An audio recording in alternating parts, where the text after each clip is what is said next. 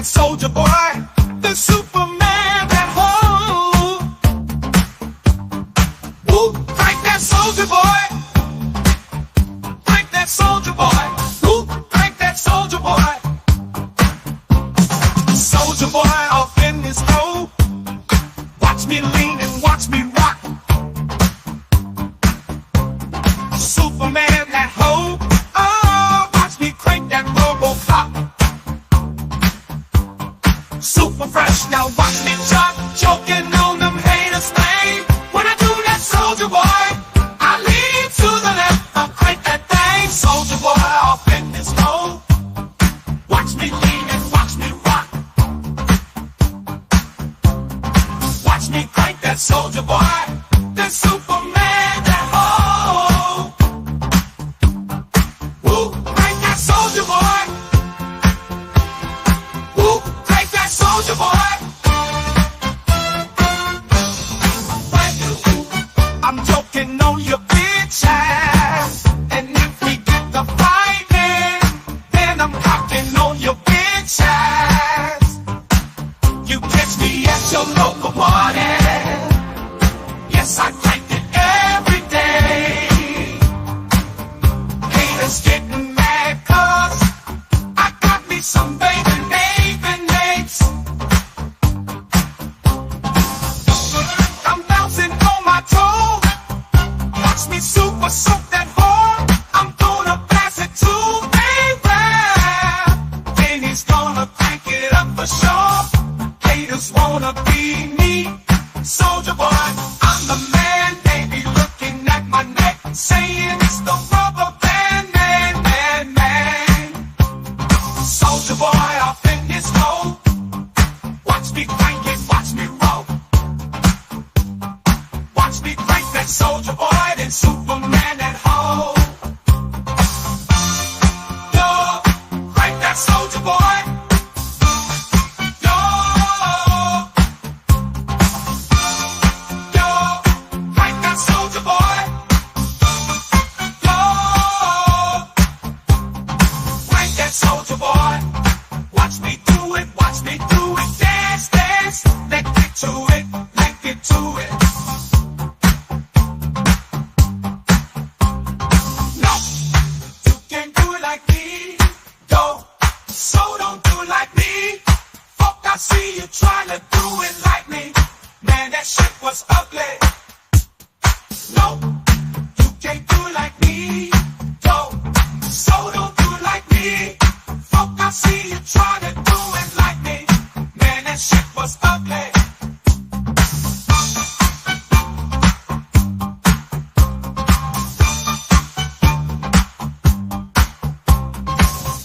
Soldier boy out in his hole. Watch me crank it, watch me roll. Watch me crank that soldier boy, then Superman that hoe. Crank that soldier boy. Yo, crank that soldier boy. Yo, crank that soldier boy. Yo, crank that soldier boy.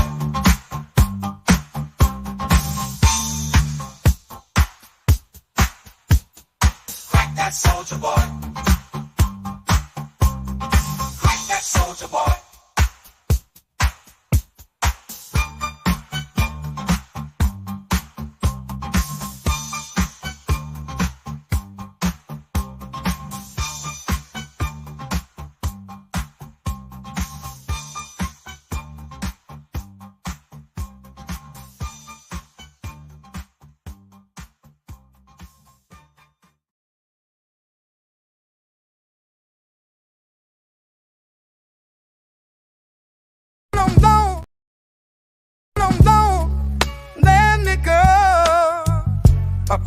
That'll represent like me, who'll say some shit like me.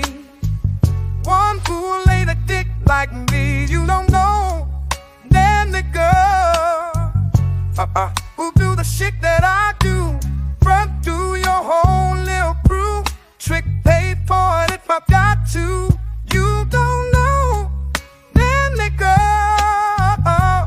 that'll run off in your house, put the gun up in your mouth, pull your motherfucking brains out. Oh, you don't know now.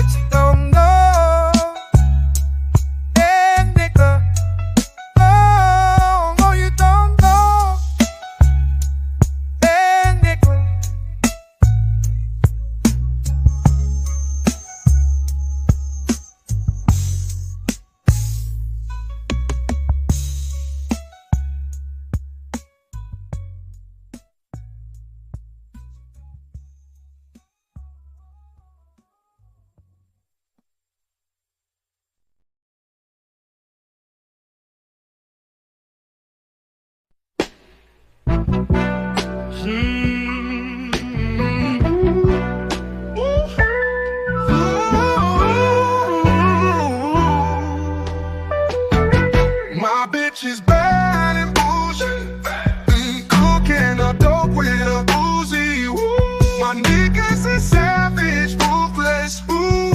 We got 30s and 100 rounds to do. All set, whoa, whoa, whoa, whoa. Records on records, got backers on backers. I'm riding around in a coupe. I take your bitch right from you. Bitch, I'm a dog. Beat that whole walls. Hop in the frog. I tell that bitch don't come for me. Come for me. Ooh. Rain drop, drop, drop top, drop top. Smoking on cookie in the hot box. Fucking on your bitch, she a thot thot. Cooking up dope in the crock pot. Ooh, ooh. I swear these niggas is under me. They hating the devil, keep jumping me. They bankrolls on me, keep me company. Hey, we do the most. Pull up and ghost, yeah. My diamonds a joke. Holding the fire with no holster. Rick the ruler, diamonds cooler. We came from nothing to something. I don't trust nobody, grip the trigger. We'll call up the gang and they come and get you. Cry me a river, give you a tissue. Oh, it's a rolling, not a mule. Tapping on them like the usual. Magic with the break the voodoo. Courtside with a bad bitch. My bitch is bad and bougie. Cooking a dope with a boozy. Woo. My niggas is savage, ruthless. Ooh. We got 30s and 100 rounds to do. And I send the bitch through Uber. I'm young and rich and plus I'm bougie. I'm not stupid, so I keep the bougie. Records on records, got backers on backers. So my money making my back ache. You niggas got a low act rate. We from the north, yeah, that way. Fat cookie blood in the ashtray. Two bitches just national smash day. Hop in the lamb, have a drag race. I let them birds take a bath, babe. Ooh. Rain drop, drop, drop top, drop top. Smoking on cookie in the hot box. Fucking on your bitch, she a thot thot. Cooking up dope in the crock pot. Ooh, ooh. Pour phone, dropping mud. Outer space, keep cutting. Introduce me to your bitch ass wifey, and we know she slut. Could break down naughty buddy, now that nigga ducking. Ooh, don't move too fast, I might shoot you. Draco bad and bougie, I'm always hanging with shooters. Might be posted somewhere secluded, private. My bitch is bad and bougie. Cooking up dope with a boozy. Ooh. My niggas is savage, ruthless. Ooh, we got 30s and 100 rounds to do. Still be playing with pots and pans. Call me Quavo attitude. Run with that sack, call me booby. When I'm on stage, show me boobies. Ice on my neck, I'm the coolest. Ooh.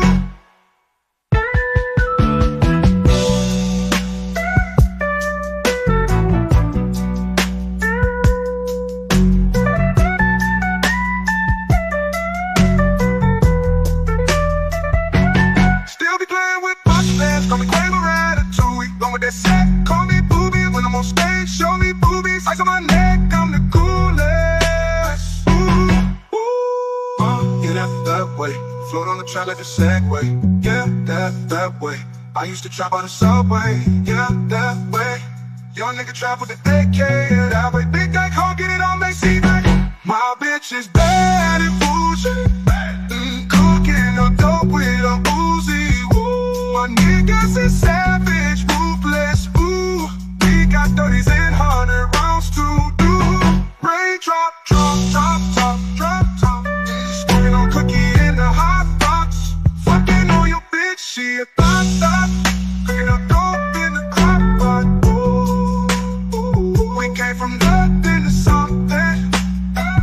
I don't trust nobody, grip the trigger. Ooh, call up the gang and they come and get you. Call me a river, give you a tissue. Ooh, God next up, God next up. Ooh, God next up, God next up. Ooh, you know young rich niggas. You know, so we never really had no old money. We got a whole lot of new money though.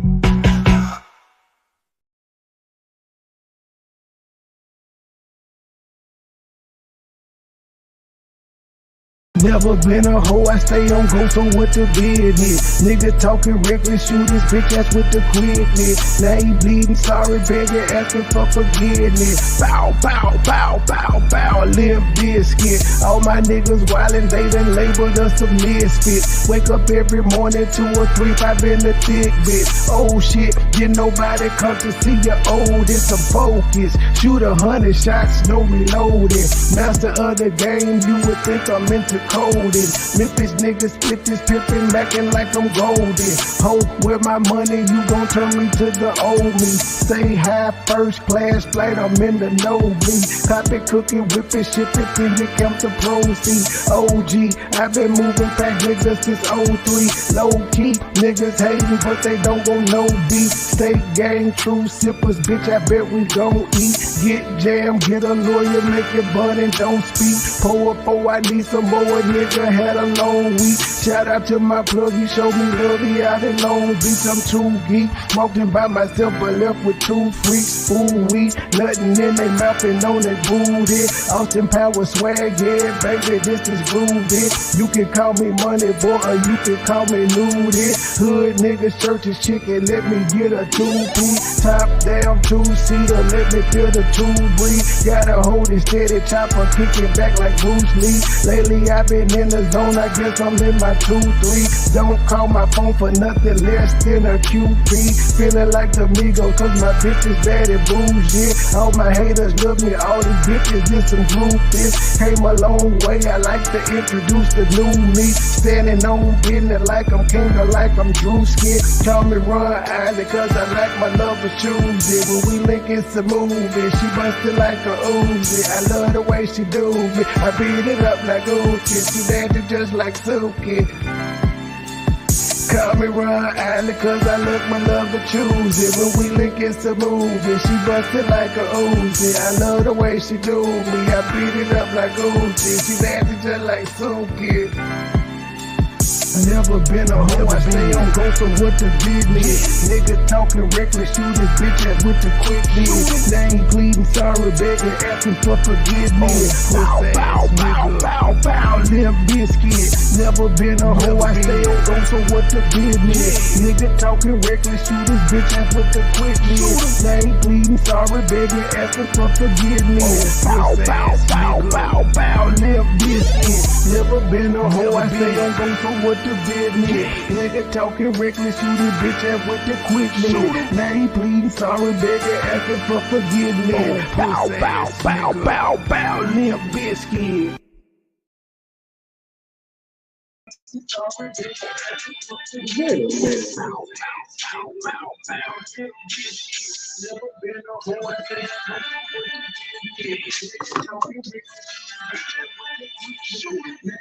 What a thing, minute.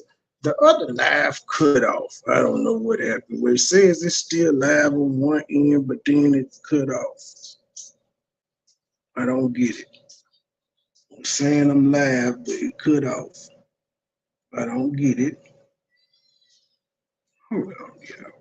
Something's going on.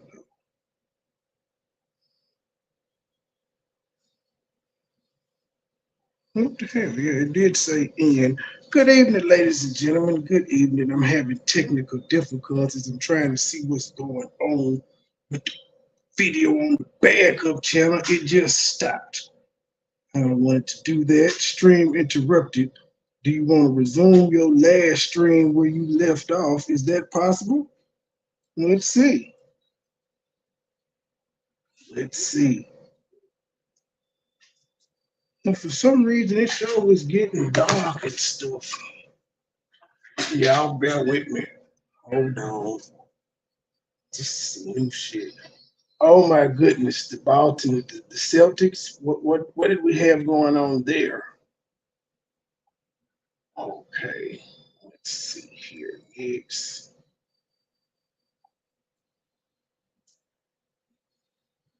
Oh damn. See. Wait a minute. Settings. Hold on. Advanced settings. Oh, fuck it. Well, nah, I'll leave it in the vertical app. I leave it in the vertical app. Actually, that's what I did. I'm doing this shit backwards. I've been off the main channel for so long. It's out the algorithm. I need to have that one on the mobile app. I need to cheat. Hold on, let me see. I think I'm back live on the backup channel. I'm back live. I don't know what the hell happened. I don't know. I don't know, it just stopped. But okay, ladies and gentlemen, good evening, good evening, good evening. We got a lot to go through, but I think this is going to be my last time addressing this woman. But as I was wrapping up and doing my final notes and my final thoughts on Miss Burgundy Blue, I happened to notice today that while she was live, she posted that she had some strikes from me.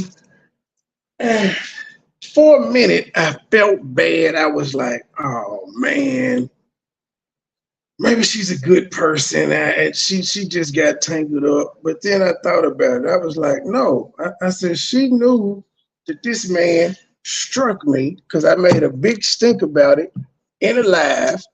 I made a big stink about it on community posts. She knew about it. In fact, she was complicit. I was saying, lady, your name is on one of the videos. Your name is definitely on one of the videos. When I click on it, it says removed by Burgundy Blue commentary. So I find it very, very, very strange that you, ma'am, even hinted like you were crying or you did not know what the hell was going on. Because I gave ample warning. I said, don't cry when it happened. Now, when it happened the first time, and I had just pointed out, he took one of my videos down that had something to do with you. I was just like, hey, this shit is crazy. You didn't come out and say, I ain't got nothing to do with that. Keep me out of it. You said nothing. You stood idly by, man. You ain't say shit. And I put warning out. Then came the other video, the live that was struck. And I remember saying that the live was struck, and I was like, son of a bitch, they did it again. And remember I did that live, and I was like, I don't know how the hell I'm live. I said, but for some reason, I'm able to go live, so fuck it.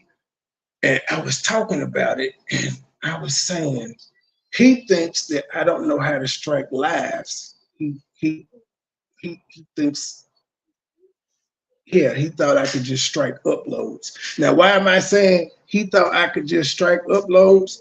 Because him and her were complicit. How do I know they were complicit? At least one of the strikes, both of at least one, because one of them got her name on it, but his email. The other one is her video with his email. But they were complicit simply because of this. He told her, remember, y'all, I did a live when I went up and down her channel because she was saying she was new on the channel. And I pointed out she had 4 years worth of uploads and 4 years worth of lives. Well, around the time they conspired to strike me, to silence me for however many days I think 9 days. I was silenced for 9 days on my backup. But they silenced me for 9 days. They conspired because he told her, all I know how to do is strike uploads. And he told her to put all her uploads on private, members only, whatever she made. Just get them off the board. You can't see them. So if you go to her channel, all you would see is just when Long Island Audit State came there, it's a 1:26 video. But I also told him, I think I figured out what you're doing, and I got y'all. I did. So I don't understand why she had any type of complaint. We're going to listen to that little complaint right quick, and then we're going to go on. I see she cast the beef that she had with Jedediah into a, Lansing Journal interview, and then she did her salvo. Now, this is old now. This is old. This is 9 days ago. This is what I was supposed to have been doing the last time, but I had other pressing matters. So it's old. It's not like it's new. What's new is she gonna be crying about the strikes today, even though she knows she's complicit to me having 2 strikes. The same amount of strikes she got. She got 2. I got 3. 2 of them was directly linked to her, and she crying because she got 2. Anywho, we're gonna listen to that, and then we're gonna go because for some reason when Jed stopped talking, Jed ain't said nothing about the woman. I don't think he said anything until I don't even think he said anything about it today. But he hadn't said anything. She claims she's this victim. She's been harassed. She's been doxxed. She's been stalked and all of this stuff. Yet she keeps picking at the man because we don't listen to a video where, you know, Jed was the one that broke the news that she, what was it? Broke the news that she wasn't registered to vote. So she came out and decided a whole bunch of days later, after niggas had stopped talking, to come out and say, hey, was I registered to vote? She made a big show about it. Now, I don't know if you didn't notice, Miss Burgundy Blue, but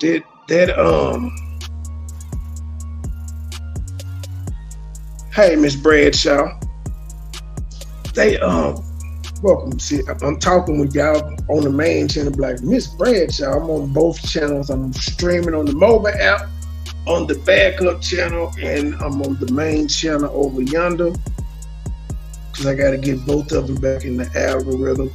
If you want to donate to the I've Been Off YouTube fund, the Welcome Back fund, hit the Cash App, hit the Super Chat, hit the PayPal, all that good stuff. Buy an album, join the membership. Yeah, all that good stuff. Damn it, where's my video? Is Jed still live? I see he been live twice today. You been putting in it what? Okay. Let me start with her complaining. I got 2 copyright strikes. I have to talk about it. And my job is to give you the ground view for as long as I can. So we're speaking on that because I want to bring up, I got 2 copyright strikes. I've been on the platform 4 years trying to decide on, well, it's almost 4, trying to decide on where I want to go with. You've definitely been on here 4 years. My channel. Most of my channel was reality TV and current events. Oh, you guys know I miss talking about Miss Hillary and Nate. I got to get back on that. Miss Hillary did not send me that email because I want to confirm. But I'm thinking about Hillary and Nate. But anyway, so I got 2 copyright strikes. We're not going to mention any names. Y'all already know who sent the strikes. It is what it is. Ma'am, why you did it first? You did it first. I ain't make no big production until the 3rd one came, and I was like, I don't know how I'm live. But now I said, you know, I was like, hey, why is you complicit? If he did the first one without your knowledge, just say that. We ain't gonna say no names. Come on, to take down the proof is on my community wall. My channel to take away my voice. Okay. Wait, what the fuck? Wait, y'all. Cause of her homeboy, my main channel, I was off of it from May 17th to June 17th. And then on the backup channel, I was gone for the past 9 days because of her and her homeboy. Never once did I say they was trying to take my voice. Why do these people get to cry after they throw stones first? I don't get it. Not gonna mention any names. Y'all already know who sent the strikes. It is what it is. To take down my channel, to take away my voice. Okay. Not bringing this person up, not using any of their content on my channel, not doing anything like that. That does not work. When you have a situation like this, all you can do is pray on it, give it up to God, and keep on with the faith and the works. And just so y'all know, when you're looking for a response from me, my response is faith and works. I don't know people's problem with me. I feel like I have. What the fuck? This lady said, I don't know what people's problem is. Ma'am, the problem is I could go to my live and click on it and it say video. I put the fucking screenshots up. It said video removed by Burgundy Blue commentary. What are you talking about? You did this first. I bet if we look at that, man, I ain't doing this with you. I'm just really, You really is trying to play double victim, even though the evidence is out here. You and your homeboy fucked with me first. Now me and him, the shit was, it was what it was. But like I said, without your 2 strikes, I wouldn't have been gone off my backup channel. He would have just had flagged his one video of his wife dressing him. Without you okaying him, I got 2 strikes. First, I was just doing commentary on you, ma'am. I don't believe this shit. She knows I put it up. Miss Mocha, I put it up. I put it up. He said something to her. She knew simply because he told her to put all of her videos, all her uploads on whatchamacallit. Y'all remember, if y'all go back to that break when I said, I don't know how I'm live, I asked her, I said, hey, Burgundy, why all your videos on private? Why all your uploads on private?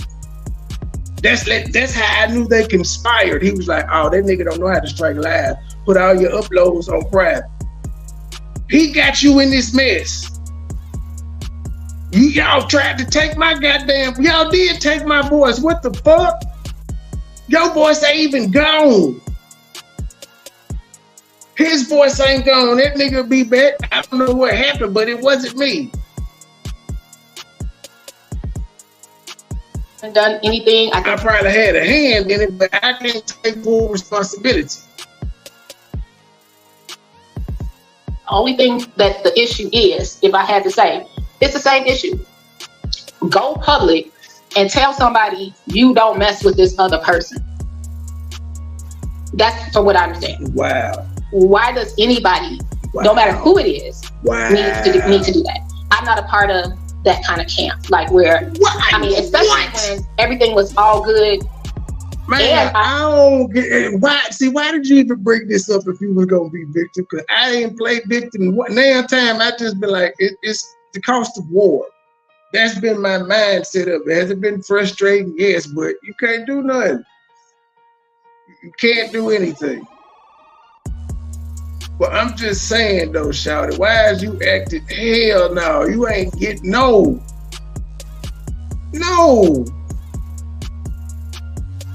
Learned of this other person's channel, and I'll mention their names, but I've learned of Shay's channel through my people here, through the guests he had on his channel, through him coming to Dalton. That's how I even learned about this man's channel, that Dalton pumped this man up so much at one point, like, not saying no disrespect to Shay, but it wasn't any problems. Like, nobody had a problem with him, and his whole demeanor was the same.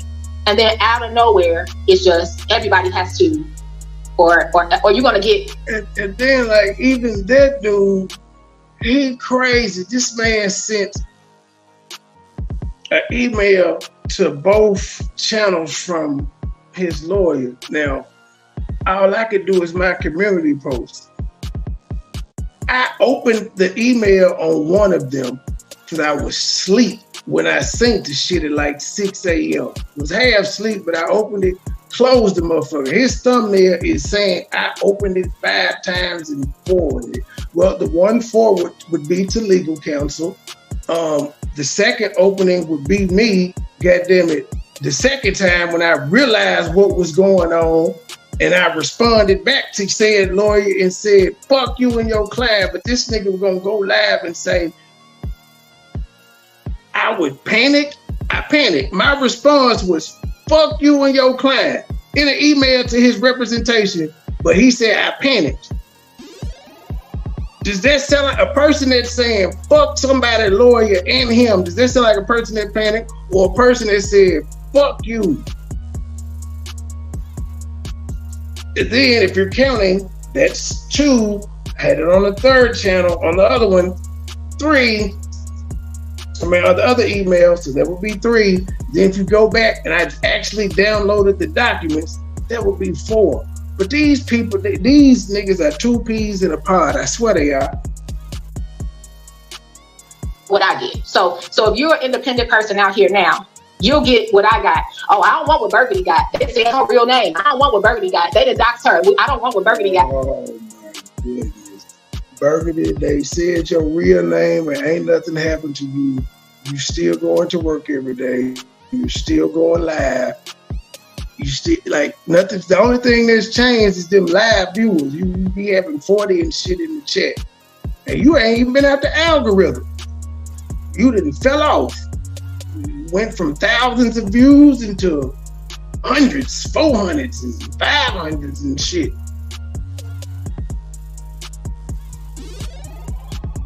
So now you just fall. You do what? You fall in line.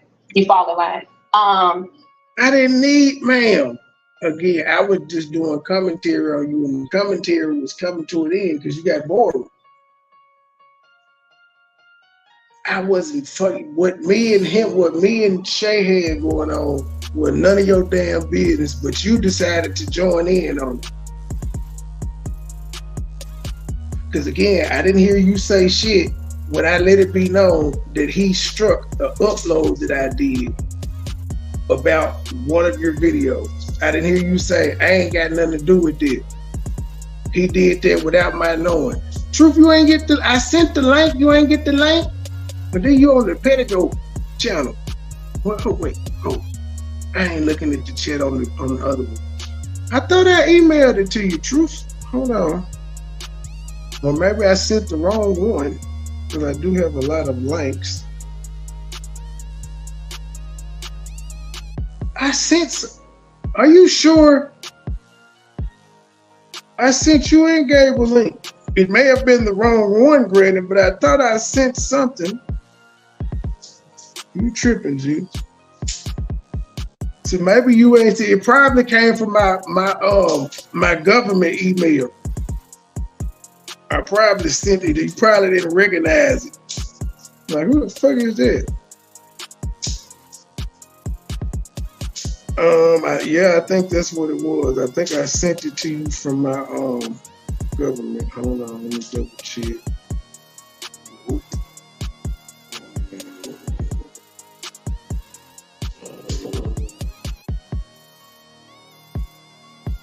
I don't know, man. I don't know, guy. I don't know, dude. I'm freaking out. Hold on, dude. Yeah, no. Yeah, I sent something at 9:28, Truth. Truth, 9:28. I sent it. You lying on me, G. You lying.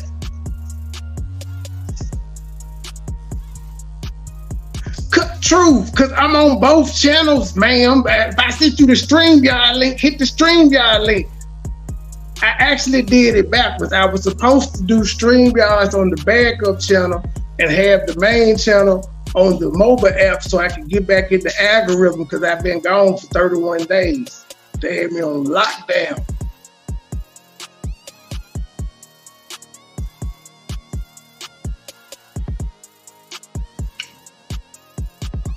I think this is, so I'm bringing this up because you guys are my. Okay, so I sent the wrong link. Hold on. That's why I said, granted, I may have sent the wrong one because I had a whole bunch of them set up. That would explain why Gabriel hasn't shown up. But no, Gabriel ain't in the chat. He's somewhere celebrating. Boston won. He predicted it. Light-skinned niggas is up. Hold on, y'all. He's the truth.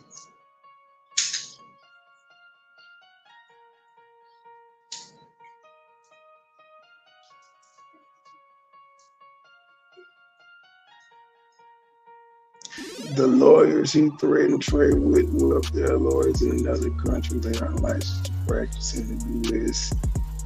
She showed up to the last Dawson meeting with that BBLNC shirt they left her outside the building.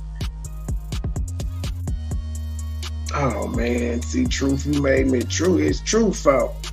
Hello, Candy. Hello, James, spoiled by God.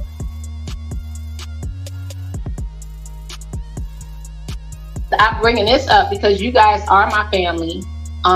You guys know how to reach me if you need me. And also, this, like with it all, this too shall pass. I don't want to dwell on this, and I love seeing your comments. I don't want to dwell on this. I want us to move forward. So if it's anything I can do, like when we always talk about how we can help, like if there's anybody in the neighborhood that, like, make sure we do it like a little, while we have the channel still. True! Damn it, she left. She was scared. She knew I was finna roast her. I don't know why I was gonna roast her, but she knew I was finna roast her. She ran. Look at her. You got running you a track star, True. That's why, before they try to take the channel down, let's keep on doing what we do best. Letting people know about positive situations going on in the area. Let people know about events in the area. Let people... Man, if that was my end game, it would have been done. It would have been done if that was my end game. You haven't been able to not go live and any of that shit. You ain't been bombarded. But how dare you play victim? I just don't believe this shit. You know what I'm saying? I tried to take her voice when they did me first.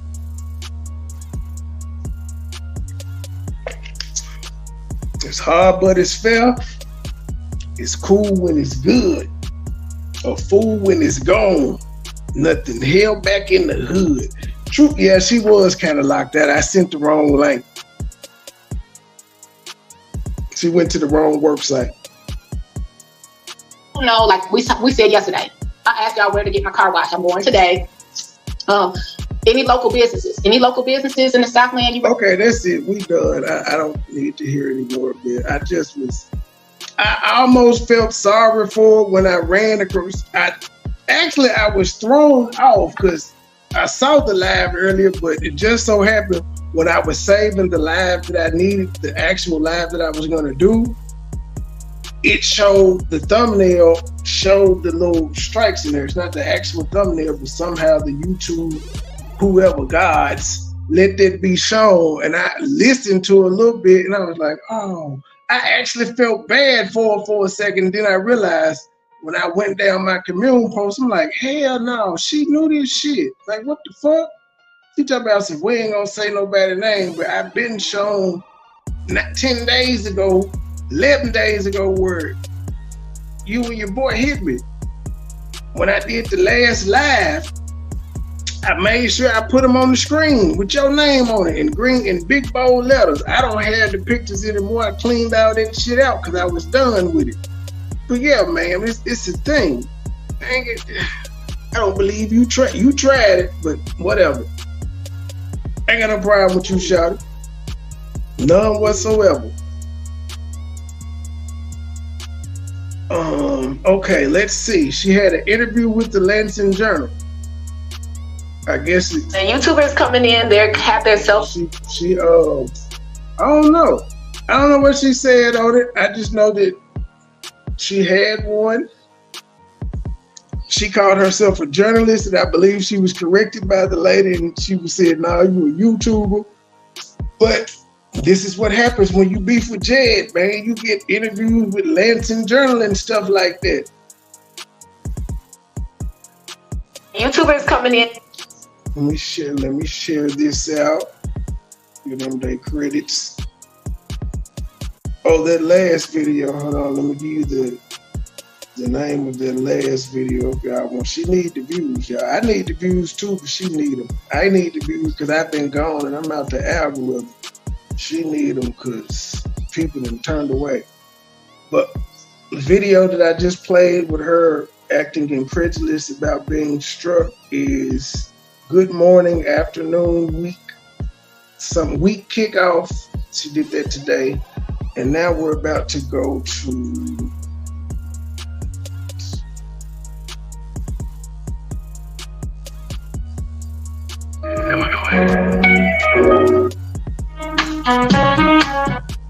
calling my people you are.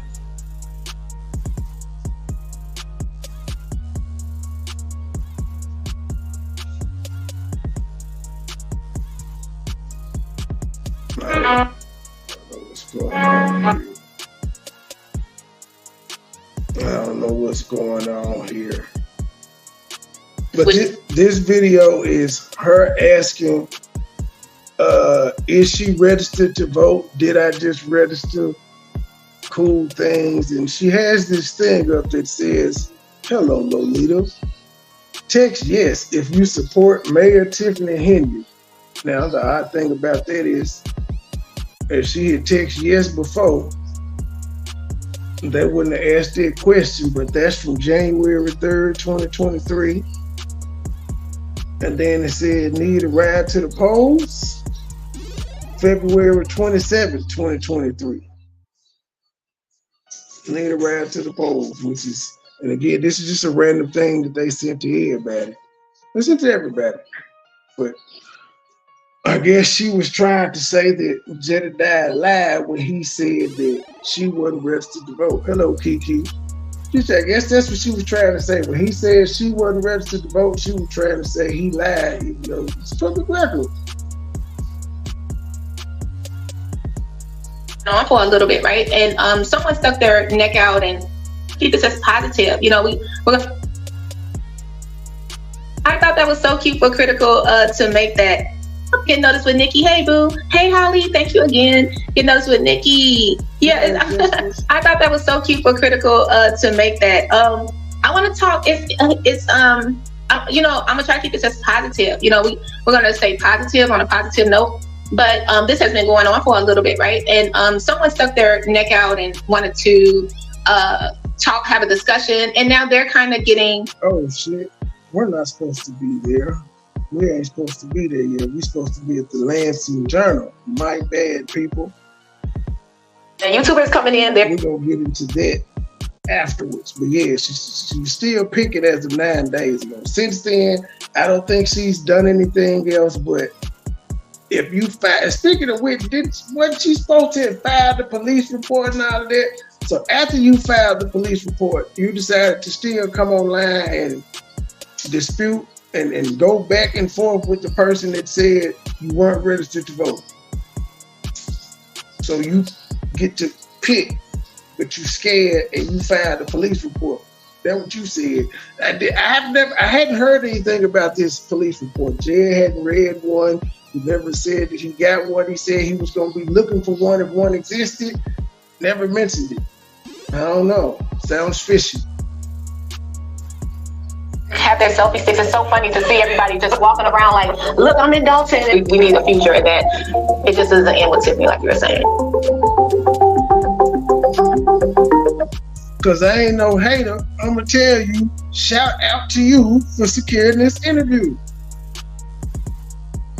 Hello everyone, I'm Melanie Arnsel with the Lansing Journal, and this week's video, we are in the Dalton Public Library, and we have a special guest.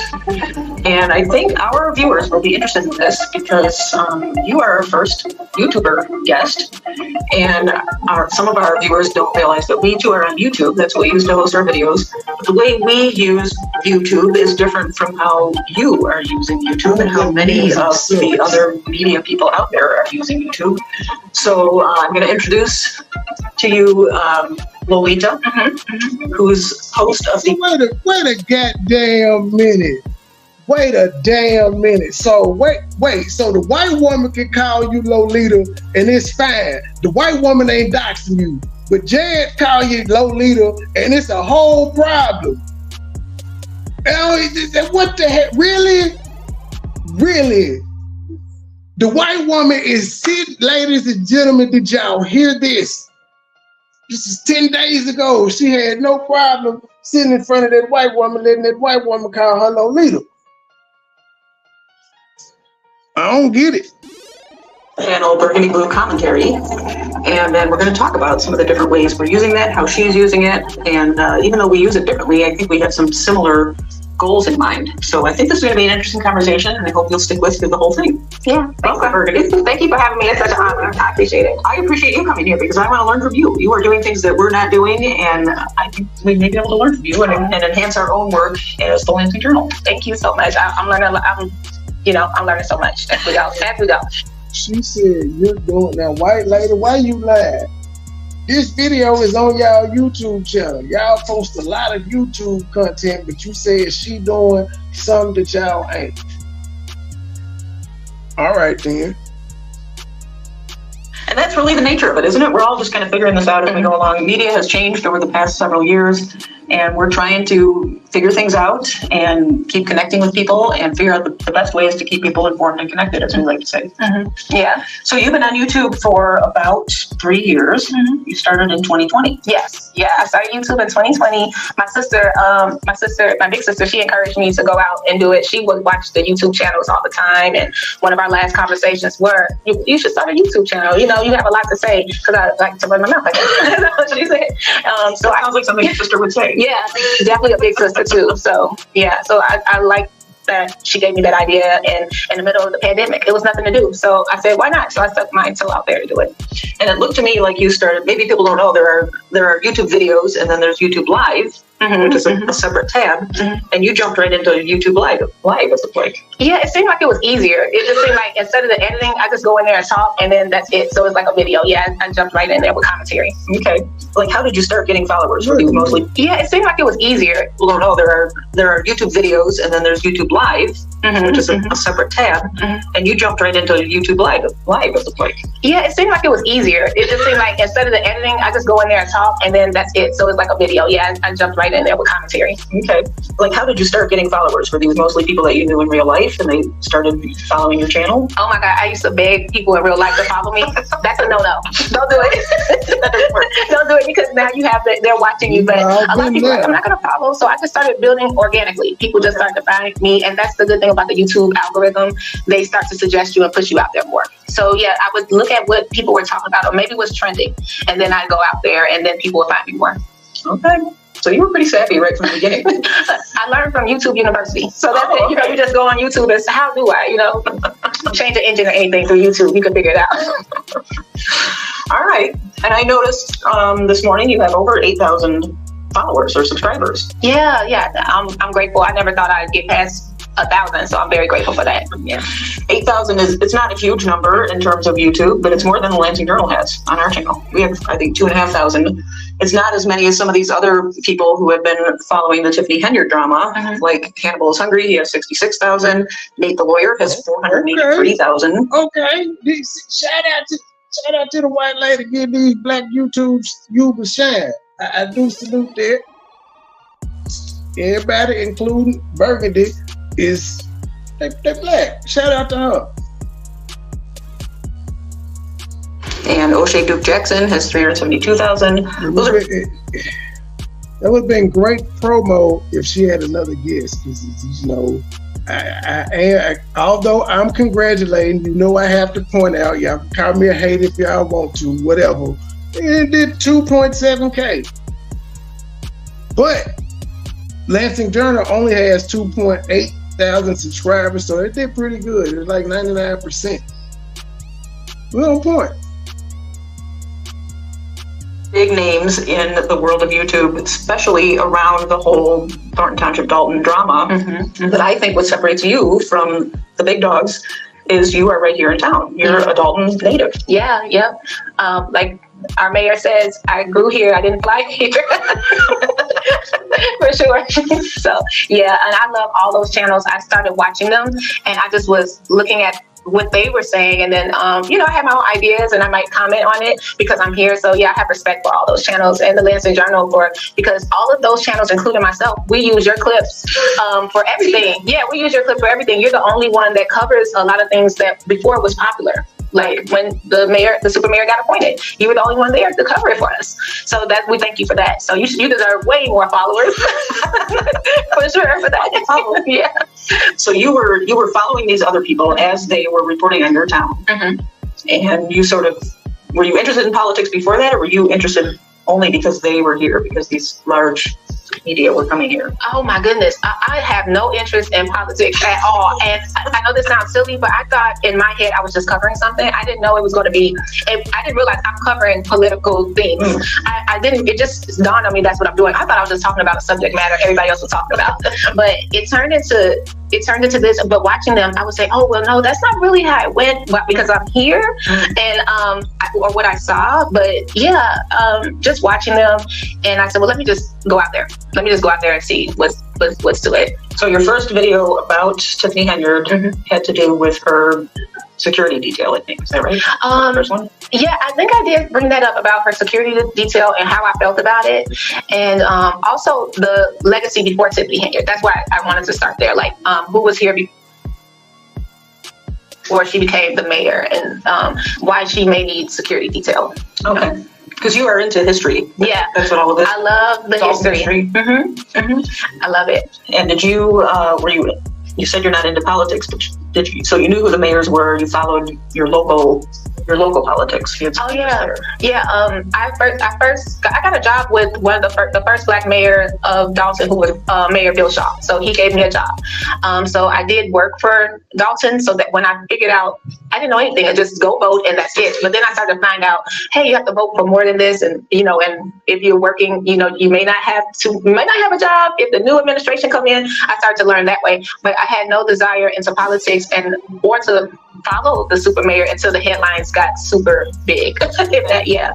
And you didn't come in You with. didn't know about politics the rest of your life, because you like to say that you're an old lady. So none of the other years in your life you knew about voting on the grassroots level.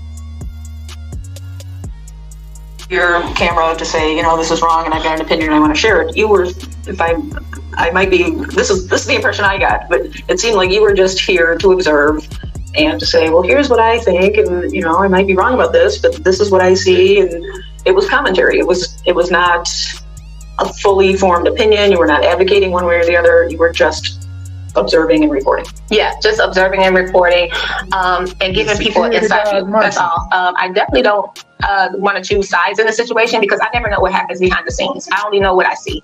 So yeah, very much so. You're correct about that. Just commentary on what's going on. And has your... Now this is after she said, "Help me! Help me!" I want to see what they're gonna do. She definitely picked a side, but whatever. It makes for good TV. Opinion changed over the past several months as you've been showing up at meetings and seeing what happens? Yes. Yeah, my opinions changed. I'm seeing a lot differently now that I'm following it. Like, I never thought that this would take over my channel. I want to do one video. It's interesting, like how every day is a different part of the news, right? So just to see that and experience what's going on and starting to meet people and meeting my elected officials as well, it changed my opinion on possibly what's going on. Okay. Yeah. Let's talk a little bit about media and politics and community. We've mentioned how YouTube is a different medium than typical broadcast media, and than what the Lansing Journal is using YouTube for. When the Lansing Journal does a video, we only started doing videos a couple of years ago, and we started it because we wanted people to know that we are real people. We live here in the community. We wanted them to recognize Josh and myself as real reporters, real community members. So we were very intentional about being on the camera. That's the loudest listing our names I've and ever heard in my life. we wanted people to know us as people, as members of the community. So we publish a video once a week. Sometimes we have videos in our stories, but we do a special video once a week. And we're using YouTube only to host that video. And then we link to it in the story that we post on our website. And we didn't even realize that these videos, there's a whole different community of people who watch the videos on YouTube and never come to our website. They're staying on YouTube. They're commenting on YouTube. Josh was getting email notifications of comments that we had no idea. And they were getting thousands of views on YouTube that never came to our website. So that's a whole different audience that we have that we don't feel as connected with them as we do with our subscribers. Now you have that connection with your audience because you're based on YouTube. Yes. Yeah. And what kinds of things do you do to build community with them? Like, what should we be doing? Based on YouTube, you're not actually in the community putting the work in, is what the lady just said to you. That what she just said. Oh yeah, respond. Oh. So if someone have a comment and they want to, take time and just respond. People feel connected to you if they have something to say or critique or maybe a suggestion, and you can respond to them. They feel a lot more connected. That would be great.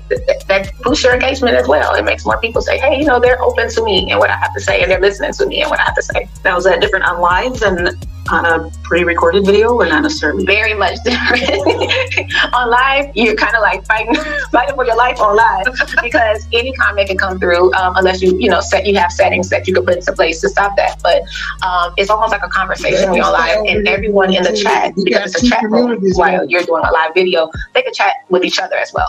So it's definitely it's a cool space to be in. It is. Yeah. So you consider yourself a YouTuber? That's the correct title. I think now, I did at first, but now I'm turning into a little bit of a independent content creator / journalist. I'm giving it all. I'm mixing it up because now I don't know where I fit in. Yeah, and that's a good point, because there are. It's something I'm giving now. I did at first, but now I'm turning into a little bit of a. But it's almost like a conversation when you're on live, and everyone in the chat, because it's a chat room while you're doing a live video, they can chat with each other as well. Okay. So it's definitely it's a cool space to be in. It is. Yeah. So you consider yourself a YouTuber? That's the correct title? I think now, I did at first, but now I'm turning into a little bit of a independent content creator / journalist. It's something I'm. Are you a YouTuber? No, I think I'm becoming an independent journalist / MoneyBoy trade, Jessica. Independent. What did this motherfucker just say? Independent journalist / content creator. The content creator is a damn YouTuber. You ain't on no other social media creating no damn content. You're a YouTuber. Giving it all, I'm mixing it up because now I don't know where I fit in. Yeah, and that's a good point, because there are. Jessica, you can go to the description of any video, and I think my main channel will pop up. I'm not sure, but but MoneyBoy trade. So many different. But y'all didn't have to give. We got two competing communities. Tongue twister. Petticoat is winning. The Petties is winning. Forms of. Found it. I don't even know if journalism is the right term. Because when you say the word journalism, people get a certain impression of what that means. Mm-hmm. When you say the word YouTuber, that can mean a lot of different things, especially generationally. If people haven't grown up with YouTube, or if they're more used to Facebook than YouTube, it's hard to figure out who's doing what mm-hmm. and what good it's doing. Mm-hmm. Mm-hmm. It is very hard, for sure. You found that too, even though you are a YouTuber. Yeah, I find it very difficult, and also I struggle with saying journalist as well, because I have friends that went to school for years to become a journalist, and now I'm sliding in, and I don't mean any disrespect with anyone, but I'm sliding in now, like I'm a journalist too. So it's like, so I have a barrier there. So yeah, I'm finding a difficult time fighting that. Yeah. One thing about all of these YouTubers coming to town is that they are giving what's going on in Dalton and Thornton Township much more exposure than the Lansing Journal was able to give, than probably you were able to give. And it's an important story. Things that are happening are important, and we appreciate that extra coverage, because they seem to have leverage that we don't have. And, now the FBI is involved and other levels of. Yeah, it took one damn journalist class. Already been involved. Did you take at least radio? So we're glad to see that kind of response. However, people who fly in to Dalton and Thornton Township just for that are not telling the whole story of Dalton. And you brought some of these artifacts as a reminder that Dalton is a real place, real people live here. There's a history that started before Tiffany Henyard arrived, and it will go on after she's gone. And this is an important part of Dalton's story too. It's an important part of our community. Yeah, it is. I think you guys did a wonderful job covering Dalton with the reach and pushing the story forward. but it is important that people do know that we're real people here with real lives, and it's very much different to see that we're just covering that one Tiffany saga, whereas Tiffany, there's a lot of people that sacrificed for her to get there. You know, our mayor, I always like to say we respect our mayor. There's a lot of people that sacrificed for her to get to the position she's at. And some of the things about Dalton history, like that we didn't know, we're in a good place. We're in the center of everything. Sacrifice? She barely won. We're in the center of everything. We were part of onion farming was the big thing here in Dalton. So everyone in Illinois would come to this area for farming.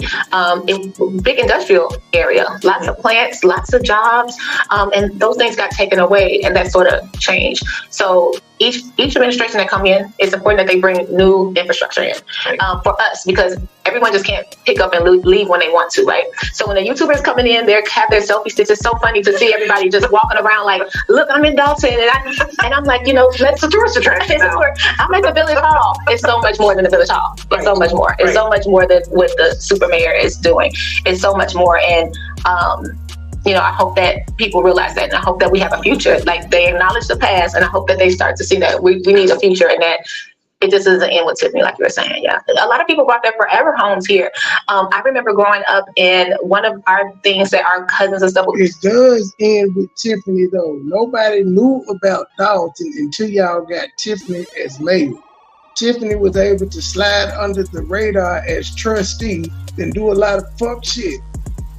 She got away with a lot as trustee where she never should have became the mayor, but we did not know about Dalton until her. So it does end with Tiffany. The town or friends, Pop Staples lived here, from the Staples singer. So it was like, that was kind of rich. Yeah, it was ritzy. Like, we have a house up the street from Pop Staples. Like, that's amazing.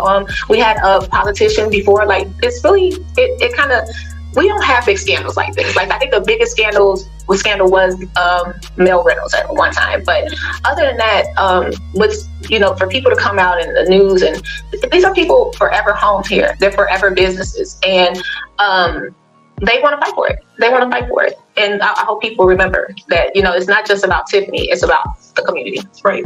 That's why the Lansing Journal has been here.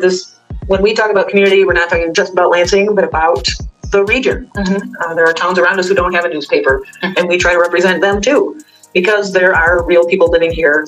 And community is all of the stuff that happens in between elections. It's parks, it's businesses, it's families, it's parades. That's what people are fighting for when they go to a village meeting and voice their opinions. Oh yeah. Well, if y'all want a parade and a party, Tiffany throw plenty of those.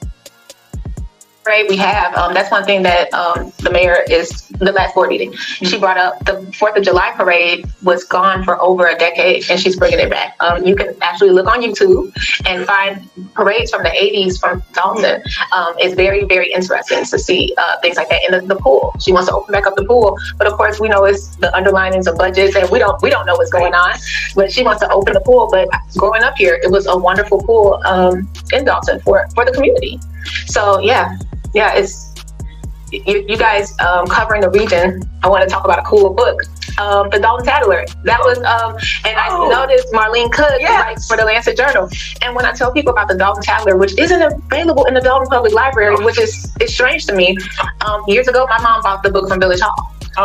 And she wrote the Dalton Trolley, and she read all the stories about Dalton through Miss Cook's book. So all we have is the Lansing Journal in this area. We used to have the Penny Saver and the Centennial. Now we really, we look to the Lansing Journal for our local news. So we thank you. Local news is important. Yeah. From this fascinating history to today, we're in some crazy times right now. And it's hard to know what to think. It's a hard time for regular people to get involved in the local community, maybe especially in Dalton, but throughout Thornton Township, throughout our community. It's different and it's difficult. Yeah. So I'm wondering if you have any advice, any words of wisdom to regular people in real life, but also to the YouTube community. Yeah, because I've learned along the way as well. The only thing I would say is, like, on and off YouTube and in real life and coming to the board meetings, engage respectfully. Just be respectful, engage in the conversation is fine. Respect the other person. You know, you don't have to agree with their views, but just the respect, you know, that comes a long way. And also, you know, within the community, don't give up on us. Don't give up on Dalton. Don't give up on the community that you're in. That's my advice. It's politics, so it's hard to extend kindness a lot of times. But if we keep that at the focal point, that'll help. And let's stick at the task at hand. The task at hand. Whatever your goal is and your task, stick there. And try not to get caught up in other things. Yeah. Very wise words of wisdom from Burgundy Blue. Yeah. And I want to thank you for the work you're doing. You are sort of a gentle voice on YouTube. In the midst of all this controversy, you've stayed true to the community, and I appreciate that as a member of the community and as a fellow YouTuber who's trying to figure things out and trying to provide information in a clear way, in a concise way that will make sense to people who are watching who weren't there. So thank you for the work you're doing. Please keep it up. Thank you. We will provide a link below to your channel, and we hope that some of you follow Burgundy Blue as well. Yeah, thank you so much. And thank you to the Lancet Journal. I really appreciate it. I enjoy reading everything and watching you on YouTube. So I'm looking forward to see you grow and grow and grow. And I got to get one of those t-shirts. Thank you so much. So we're staying informed and connected. That's right. And over on my channel, we say, in my channel, we like, we're connected in value. I like that. From the ladies. It's not a bad interview. Not a bad interview at all. They gave some big shout outs. I just helped your interview get out there some more, man, by sharing it on my wall. I do have to point out that you ain't had no problem with that white woman calling you Lolita. She called you Lolita first, then she called you Burgundy at the end. You ain't had no problem with that. But when Jed did it, it was the end of the world. The Lansing Journal was gonna write it and put it on YouTube. They got reach. They got reach just as big as Jed. You ain't man calling you Lolita. Selective outrage. All right, back to her. Is she registered to vote video? And then we'll be done with this lady. Have a discussion, and now they're kind of getting the backlash of what I hope would stop online. Like, I wish that things would just die down and stop. Like, I just wish it would just stop, you know. So that's my prayer. But, you know, like I said, I'm getting my foot wet into sticking my toe out there into what's going on. So I want to talk about it, and I thought the best way to talk about it is, you know, whether you believe that I'm a registered voter or I just went and registered Monday or not, it's important that we do vote, right? So let's start there, and then let me tell you how you can tell if someone's registered to vote for yourself. I'm not gonna come on camera and give you my card, but it's gonna be for people with people who have their own thoughts and minds. They'll be able to tell from themselves. You know what I mean? If you just don't like a person and you want to fly with a rumor, that's one thing. But if you want to just think for yourself and see. So she called the man a liar after she claimed she was scared and all of it. Poked about. She wanted to respond. She ain't got one though. She's a bit disappointed. She ain't get one. Maybe it'll die down on this person's page. It's like repeating over and over from what was sent to me. And I didn't mind, like I always say, don't send me anything because I don't want it in my energy. But I didn't mind this being sent to me because I have to help another person out. That's just what you're supposed to do. You're supposed to reach your hand out and help someone else. And it's on repeat. Burgundy lives here, and Burgundy is not, she's not a registered to vote, and she just registered to vote. So let's just go over a few things, and I'm gonna tell you a couple of ways that you can register or refresh your registration, how easy it is to register, how you can do absentee, how you can vote early, how you can make money on election day. Yeah, you can. It's something. Child, it's a long day. Election day is a long day if you want to work the polls. Ain't that funny? The polls as in POLLS, not the polls. But if you want to work the polls, you can make money. And all that good stuff. So let's get started.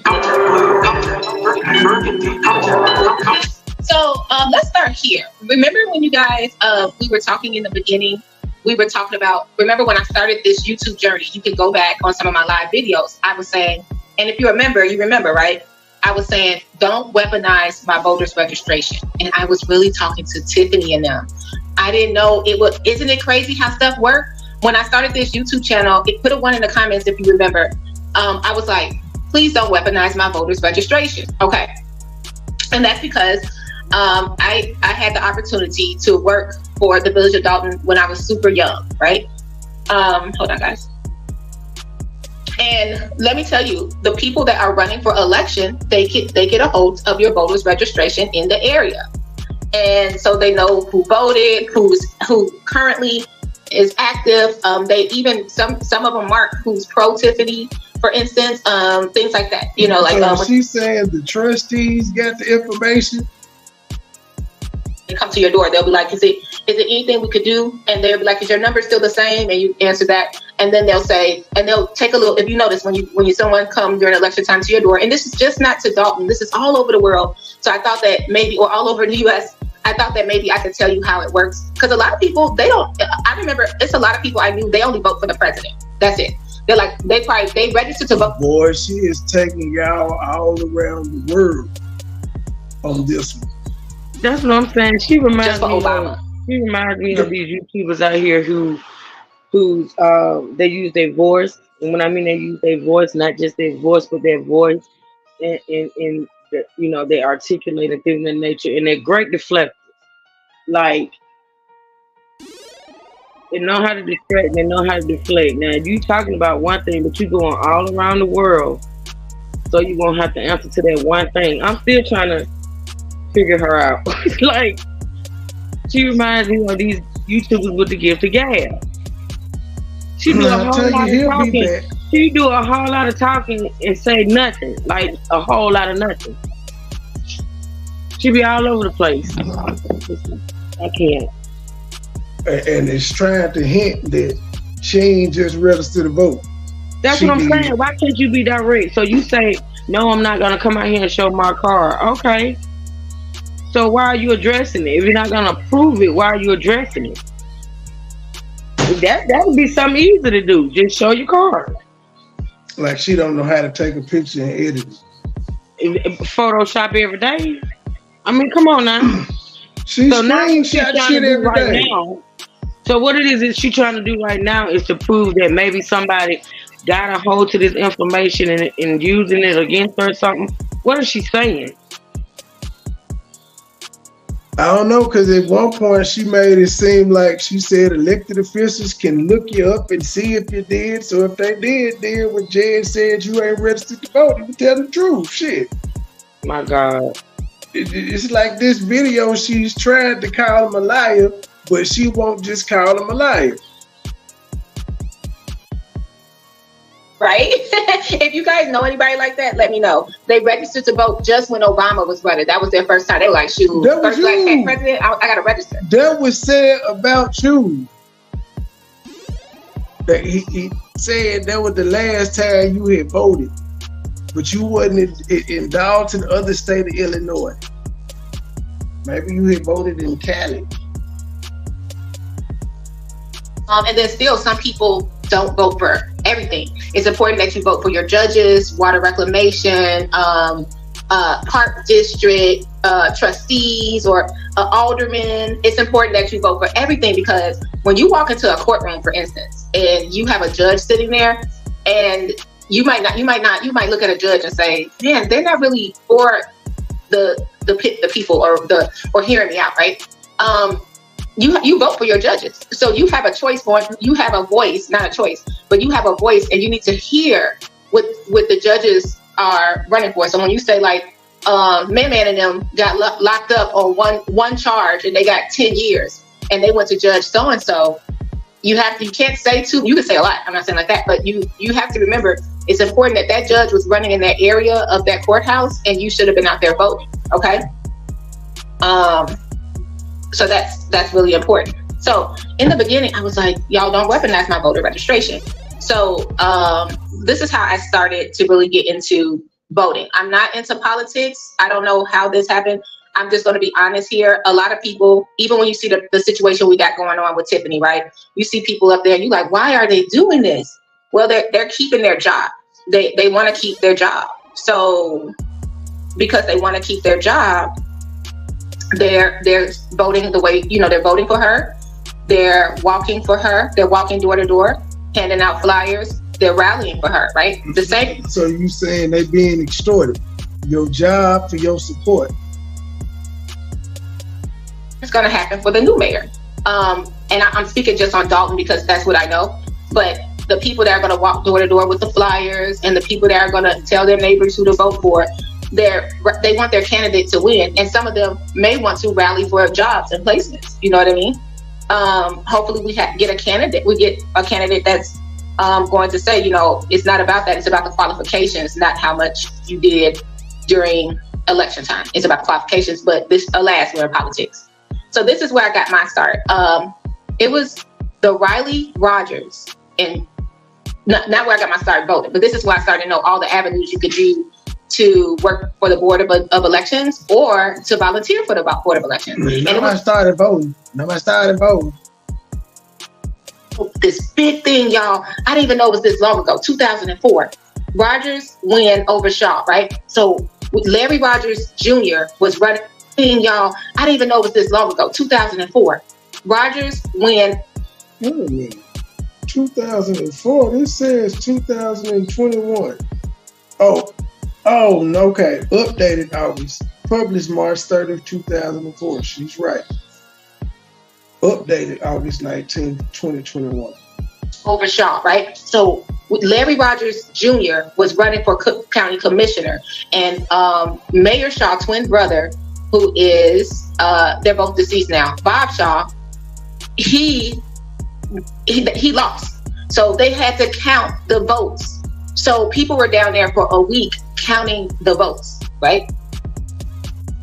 And it was my first time even knowing that this was a thing, that we had to count votes by hand, and it was crazy. And it was people from all over that supported the Shaws that came down there to count the votes. And then in the other room, it was people from all over that supported Larry Rogers on the votes. So let me just read a little bit of what happened. This is just a little bit. This went on for weeks, y'all. Nearly 2 weeks after the primary election, all the ballots have been counted in the Cook County Board of Review race. He was the commissioner of the Board of Review. To Shaw. And I'm being just left Rogers opening envelope the door to was running for a trustee. Burgundy.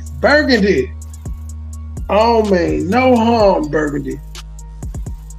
This shit boring. That's why you got 8,000 subs. You did this 9 days ago. You got 770 views. And they've been like that ever since. Since the last board meeting, you ain't done nothing.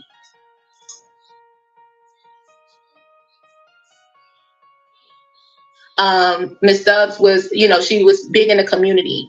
So, we definitely, when she got on the ballot and they called and they asked us to tell our neighbors and write for support, we would do that for her to become trustee. And it was one more trustee we did that for. This is old school. It was one more because we didn't know them. So if they were friends of the Shaws and Robert or Bill knew that we were in the area, we would walk for them. It was one more, same person. It was, and I mean, go door to door, tell your neighbors, help hand out a flyer, make a phone call, things like that. I'm trying to think of one more. It was one more trustee. Oh, Miss, and I never knew her, but Miss Denton, and that's because trustee Denton. That's because our supervisor at Public Works was her husband. Yeah. So when she was running for trustee, we were told go door to door. It is by volunteer, but it just keeps you on that side. And at that time, I think when she became trustee, he had passed on. I think that was on the request of Mr. Robert Shaw to support these young ladies. So it was pretty cool. And that's when we learned about politics. I learned about how politics went. Okay. Hey, Ted, thanks for everything. Valerie, Holly, I want to say hello to everybody. Angela, what's up? Potato. Just saying hello. If I miss Cynthia, if I missed you, just want to say hello. Blame it on my head and not my heart. So I just want to give y'all a little bit of history that Burgundy has experienced when it came to election. That was wild though, y'all. That I swear it was like New Jack City with ballots. Okay, so let's get to some easy clues on how you can find out if that's a lot of people want to know if Burgundy is registered. Did she just get registered? Things like this. This is pretty easy. Am I in the area? Things like that. It's using that same election, the same principle. You get your voters registrations in your area so you can go ahead out there and campaign. Now, I'm not a politician. I only know this from the experience of working for a politician, and I only know this from the experience of being a registered voter. Okay, so let's look at one of these texts I got last year. Sorry, girl. I'm sorry, Mayor. Y'all see I didn't respond. It says, hello, Lolita. Text yes if you support Mayor Tiffany Henyard. Now, these are group texts that go out to the registered voters in the area and the residents. They don't go to registered voters. They go to any goddamn body. Or the residents in the area. And they get your information because you are a registered voter in the area. Now, as you see here, this is 2023. Okay. Then the next thing I got, because it's election time, need a ride to the polls. Election day is Tuesday, 2/28. She don't think she honestly doesn't think that anybody went and looked it up for themselves when Jed said that she wasn't registered to vote in the state. She don't think nobody went and looked it up. 23.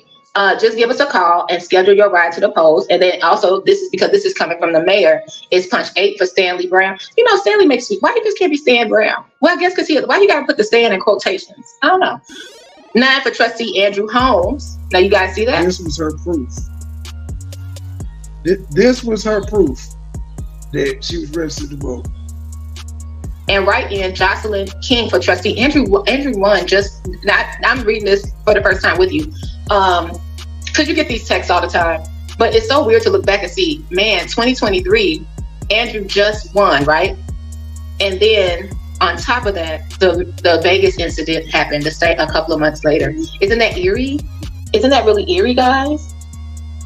Hey, Sue. And write in for Jocelyn King for trustees. Now, I wonder whose seat she was trying to take. See, I'm watching this. Reply yes if we can count on you to vote for us on Tuesday. Mayor Tiffany A. Henyard needs your support. Polls are open from 6 a.m. to 7 tomorrow. Okay. Now, you see there it is. Okay. So since now that I've been doxxed, I just want to make sure that you guys see that's my text message, no one else. Now, this is 9 days ago. This is the Lansing Journal interview was 10 days ago. Did white woman call her Lolita? She had no problem with it.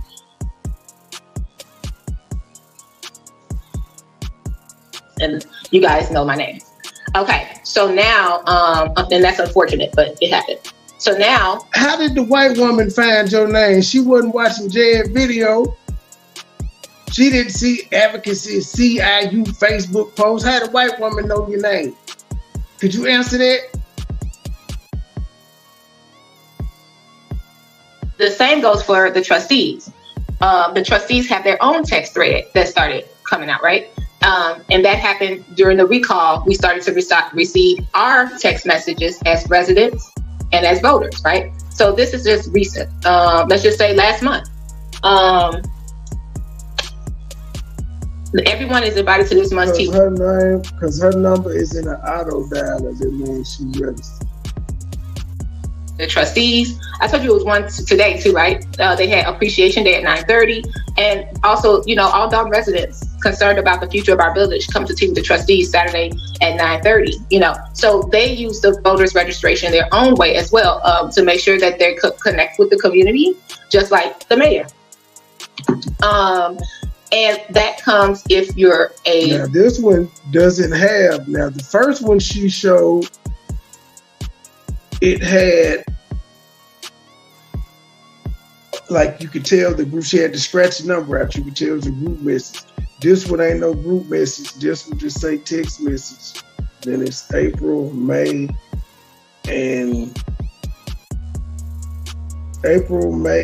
twice in May 9th and May 8th. I don't know how. What the hell? Now, this is really weird. Oh, okay, never mind. It says today. I thought they was about to say, how the hell May 8th after May 9th? We got April, May, and then today. Trustee with the T's, and this doesn't have her name like the other one did. Resident or a registered voter, because they get your information. Let's go over to. So they personally text you. So if you guys are just joining me, I'm doing that just because I see that now it's brought to my attention that someone is getting, repeated messages about me not being a registered voter and all of that jazz. So of course I prove it to them, but I just wanted to come on screen with something easy instead of. You proved it to somebody behind the scenes, but you come on the scene with a text message that don't prove nothing.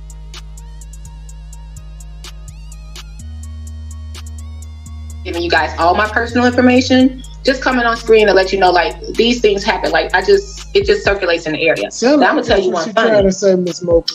I got a cool text message from, I was going through the threads, and they also send the ballots. We'll go through that another day. When they want you to vote, they send the ballots or whatever.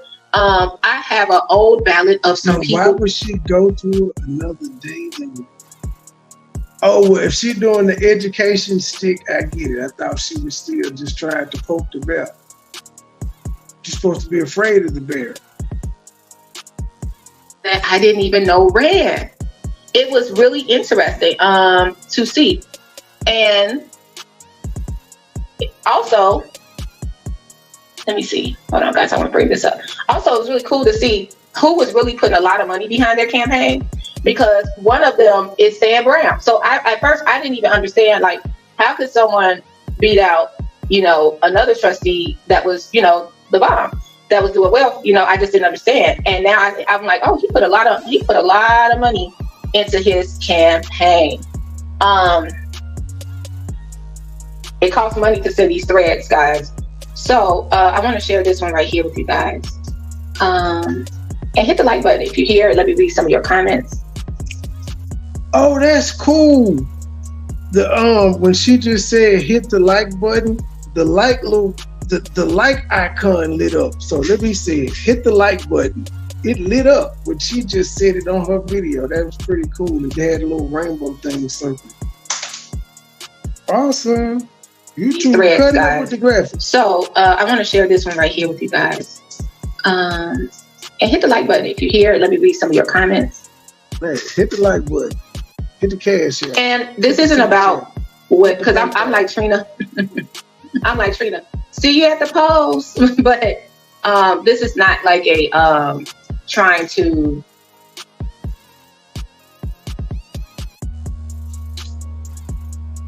Let me just put this on here. It's not to try to prove anything, but you have to reach down. If somebody else is getting the slack because of me, if you're getting the slack because of me, I have to reach down and say something.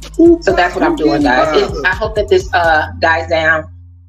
Nobody's perfect. Everybody's not gonna like everybody. That's the way of life. And I think that we all can exist in the same area without the. 9 days ago is when I got my third strike on my backup channel. Fuck her. And everything she talking about. Drama. But I don't want you guys to think that I would just leave somebody behind. You know what I mean? Yes, I'm a voter. Okay, let's pull this up. So this is another cool way that they use the text thread. She finally said, yes, I'm a voter. As of today, though. To think that I would just leave somebody behind. You know what I mean? Yes, I'm a voter. Okay, let's pull this up. So this is another cool way that they use the text threads in our area, and your local government should too. Now, this is a good question. I wonder how they pay for this. So this is our text thread that we got from last year. It was a gas giveaway. Gas was super high, like $4 and $4.99. Remember when gas got high last year, like in February, guys? I think to fill up, and I have a little truck. It was like $100. Like, this is just simply one of them text lines they got for the city, and they just automatically send shit out. She's acting like you had to be registered for this. This is a text message talking about a free gas giveaway. She's showing what this has nothing to do with proving that you registered to vote. What it's showing is they got a text number that they got, and you can dial it, and it puts you in. It tell you everything that's going. Y'all get Amber Alerts and everything on them up. You doing the most, ma'am, and you proving nothing. There's almost to fill out my truck. I couldn't afford it. Well, the mayor gave a gas giveaway. Well, it was the Thornton Township. So a gas giveaway, Dalton residents, and then residents of Thornton Township. Tiffany will have a FEMA response team on site to help you sign up for disaster. we had free gas. I got to get my full tank. I was so excited. The line was so long. You had to get there super early and wrapped around the block. So and it's so weird because people was like, I don't use Circle K gas. You better use whatever gas you can use. So this is a cool way that they kept us informed. So it says Dalton residents, free gas giveaway on 2/26 from 11 to 2 at Circle K, hosted by Thornton Township Supervisor Tiffany A. Hinyard. Important proof of Dalton residency required to receive full gas, right? Hey, Gardis, I hope you're having a good day. And then, Ted, I'm going to get to this comment. Residents of Thornton Township, she also let us know that FEMA was on site to help you sign up because we had some floods in the area. Dalton used to flood really, really bad, but I did get to hear at the tea with the trustees about the bushes and stuff like that, keeping things up to saturate. So we have bushes now. We had them, but now we added more because when the flooding happened, it doesn't seep into the basement. You know what I mean? And it would happen every once in a while that the basement would flood. Not all the time, but it would get to the stairwell. And this was one of the times that FEMA did come in handy. And we were able to sign up if needed by this text message that went out to the residents. And, you know, I feel kind of bad. This brings and you didn't have to be registered to get there. It just went out to residents.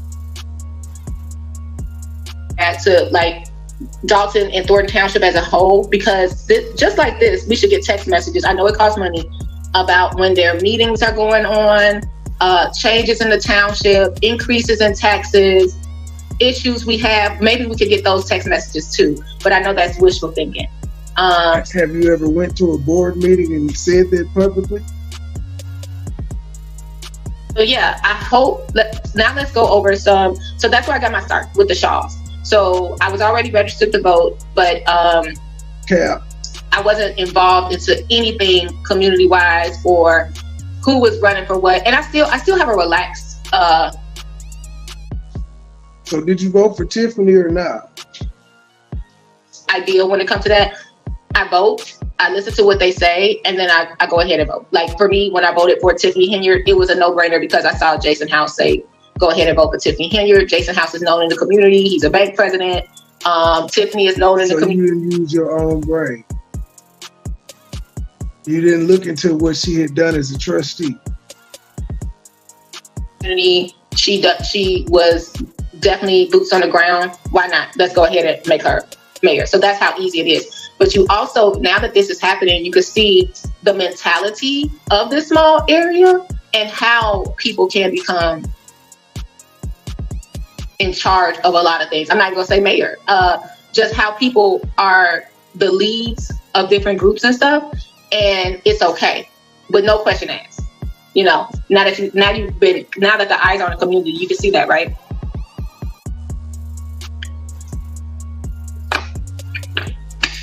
Hey, Berg, I met someone at the conference who worked on Robert Schauff's campaign when he ran for South Holland mayor. Pretty interesting. That is. We were like, when he said he was going to run for mayor, I'm not going to, of course, I'm not even going to hold you. I wasn't saying nothing because it just says, I'm super shy now, but I was way timid then. But I was in my head like, sir, why are you running for mayor? You know they're not about to have that. You know they're not about to have a Shaw in Dalton and a Shaw in South Holland. That was very interesting. You right, Potato. Potato said, what do you mean it was high? It still is. That you're not lying. That gas is crazy. Hey, Miss Indiz. Ted F says, I'm a big political junkie, mainly national politics, but all the how politics work. When I didn't understand why the Markham mayor was so mad at Tiffany. I just didn't get it. Like, he's like, now my people are mad. And I was just thinking in my head, because I like to just simplify things. Well, did you raise the taxes and not tell nobody? Did you raise the taxes and not tell nobody? Because if you did raise the taxes and didn't tell nobody what you did, just let's move on. What do you mean? Let's move on. If she lying on the man and she got his constituents coming asking him what's up, that's not cool. You know, And if you listen to the man on the news, he told you why the fuck he was mad at Tiffany. try to see both sides. Like she didn't, and then she just didn't single Markham out. I think at the meeting she did point the alderwoman out, but and you know how Tiffany get. Oh my goodness. But she didn't. She also reported on the other 17 on the other municipalities in the area as well. So I didn't understand why he was so mad. Like, okay, you raised the taxes with 4.99. It was legal. You didn't have to say anything to your constituents, to the taxpayers, if it was under a certain percent. And she brought it out. It wasn't a secret. It's just that you didn't say anything, right? So what's the big deal? I didn't understand. I'm being honest. I'd be really sitting over here like, huh? Hey, Cynthia, a relative of mine ran for Dalton trustee in the 90s, didn't get in. Oh, wow. It used to be, like I said, I got this book and it has how many votes all the trustees got. I think we used to have a long sitting board of trustees. This whole board, because Riley Rogers put the 2-term limit on it, it's not like that anymore. Like we'd have trustees that'll be trustees for maybe 4 and 5 terms. It's not like that no more. And now that I'm learning about trustees and mayors and getting involved in even the park district board, just looking into that, it's like, what do you do as a commissioner, as a park district board? Like, what are we, or as being on the board, what are we paying them for? Like, now that's what I mean. Like, I'm like, now this is where the education come in for a lot of people. We just say, oh, this is a nice person. They should run for trustee of the park district, or they should run for trustee of the city, or they should run for alderman. No, we need to really look into here now. It's like, okay, that's only legislation. It's only the bills. Okay, so the trustees only are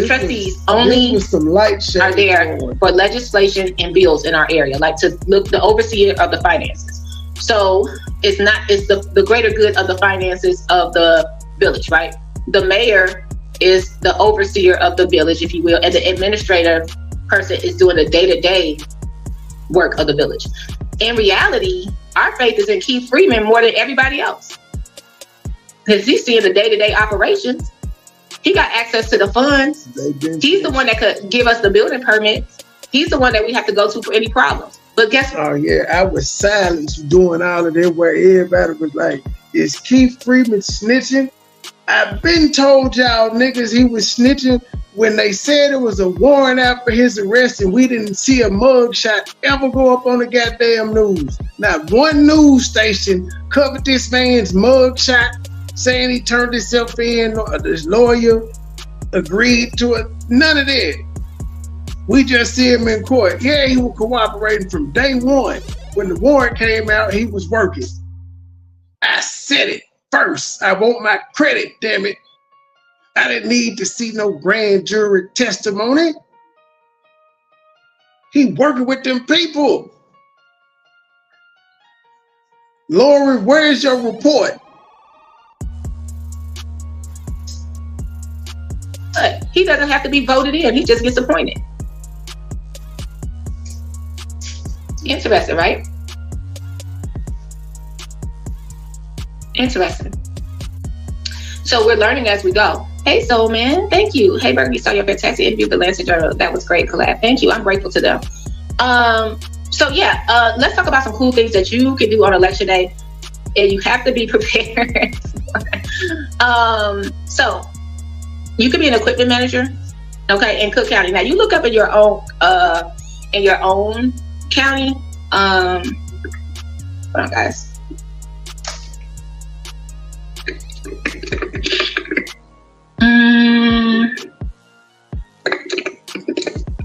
Cotton mouth was real.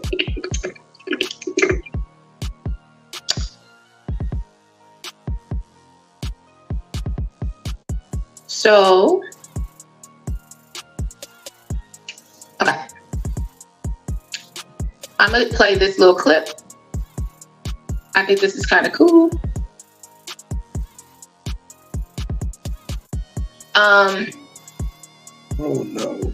So for some of the, so you can become a poll worker for Cook County for the election judge. Girl, this is ridiculous. Scarborough's replacement, may she rest in. This is terrible. You can't be doing that as an election judge or anything like that. You have to be not for it, just so you know.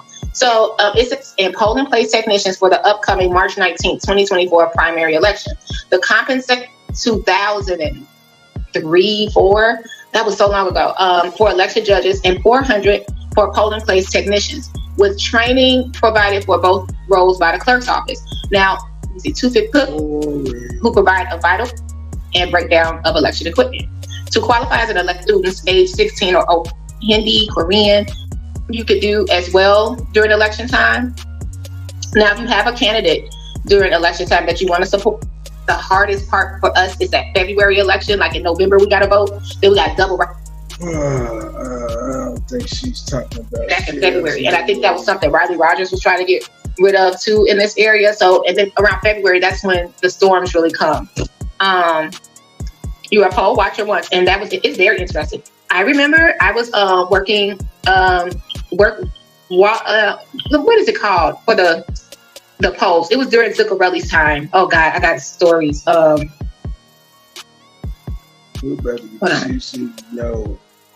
I'm finna go to Little Woody. Now. I don't give a fuck what she talking about. I remember, so I'm gonna give y'all a funny story. The poll watcher is a representative. So I want to be clear. The poll watcher is a representative of a candidate, political party, civic organization, or a proposition who is legally in the polling place to observe the conduct of the election. Y'all, funny story. Thank you. Part of, as this was a matter. Mr. Steve. Hold on, wait a minute. I'm trying to find her. All right. Yeah, she boring. So now we're going to go to some of the good parts of what's going on, Mittis. What's going on, Michael? We're going to go on. Yeah, we done with her. I'm done. She done fell off. Yeah, she's done. So at the Young Thug trial, it's been a lot of stuff going on. It's been a lot of moving parts. Pretty much sum it up, the guy Woody, he's the star witness because he was the one that went in the interrogation room and sung for like 9 straight hours. I mean, he gave blueprints to the house, fingerprints, everything you need to know he gave the police. But now that he got in court, everybody looking at him, he playing slow. So he was in court. He said he was gonna plead the 5th. They locked his ass up over the weekend. He got locked up on a Friday, came back Monday. They said, you gonna testify? He said, hell yeah, I will. They were like, all right then, nigga, this what we gonna do. He talked for the day he pretty much played they left. So then when they leave, they go, I don't know if it was the weekend or not, but they leave, they come back. They were supposed to be there at 8:30, baby. They came in 3 hours late, the judge, the prosecutor, and the defendant. And what had happened was the judge had a secret meeting with the prosecution and the witness, and they pretty much told him, we can lock your ass up till all 26 members have been tried and shit if you don't testify. And then he was like, I'm gonna lie. And she was like, it's cool if you lie, we don't care. And then he said, well, I'm gonna say I killed somebody who they're trying to pin that murder on Young Thug. As soon as he said he gonna say he killed that person, they was like, perjury.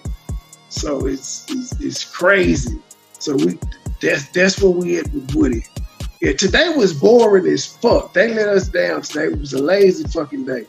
They came straight in and went to recess. Okay, Mr. Steele, would you take the podium, please, sir?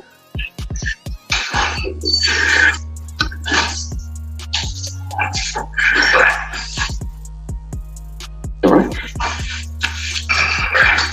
YSL stand for Young Still Life.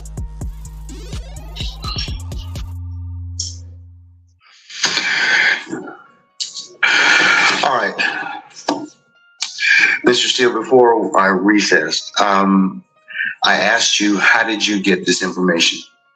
And if it's not covered. Oh, no, wait. I need to be getting fuck this. Because that was before we went to jail. Hold on. We gotta go do it. Mr. Steele, I am going to hold you. Oh, no. I need to write one. Hold on, y'all. Y'all gotta bear with me. Information. Now we gotta go to the top. Fuck that. We cannot be cheated. We have to have the full entire thread. I don't know why I didn't have this saved, but I did not. So y'all bear with me. But we're gonna find it. It's all over the place. Nobody cares about Diddy. Diddy ain't doing nothing. He still ain't indicted, arrested, nothing. As he gave his key to the city back though. Okay, so law and crime, that's not it. Let's see, law and crime. Trials.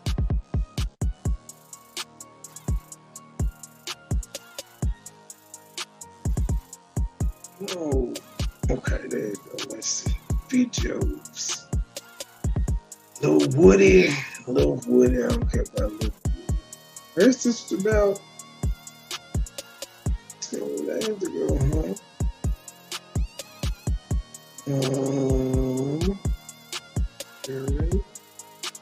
Detective. 20 days. Let's see here. Mr. Steele, I am going to. No. That one. Got that. Lil Woody players to plead the fifth. Come on, G. Okay, here we go.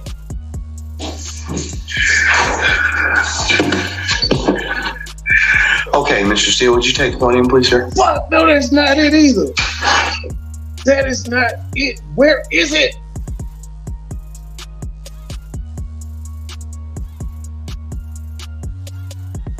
Where the fuck is it? Glenn, sir. You allow another moment when Miss Love called to come by and handed him me. At times, Mr. Act. And I know that all of you are. I'm going to take that at face value. Oh, I'm mad.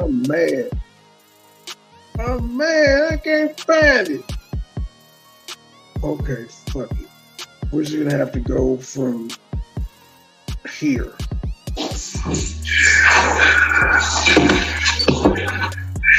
Okay, Mr. Steele, would you take the podium, please, sir?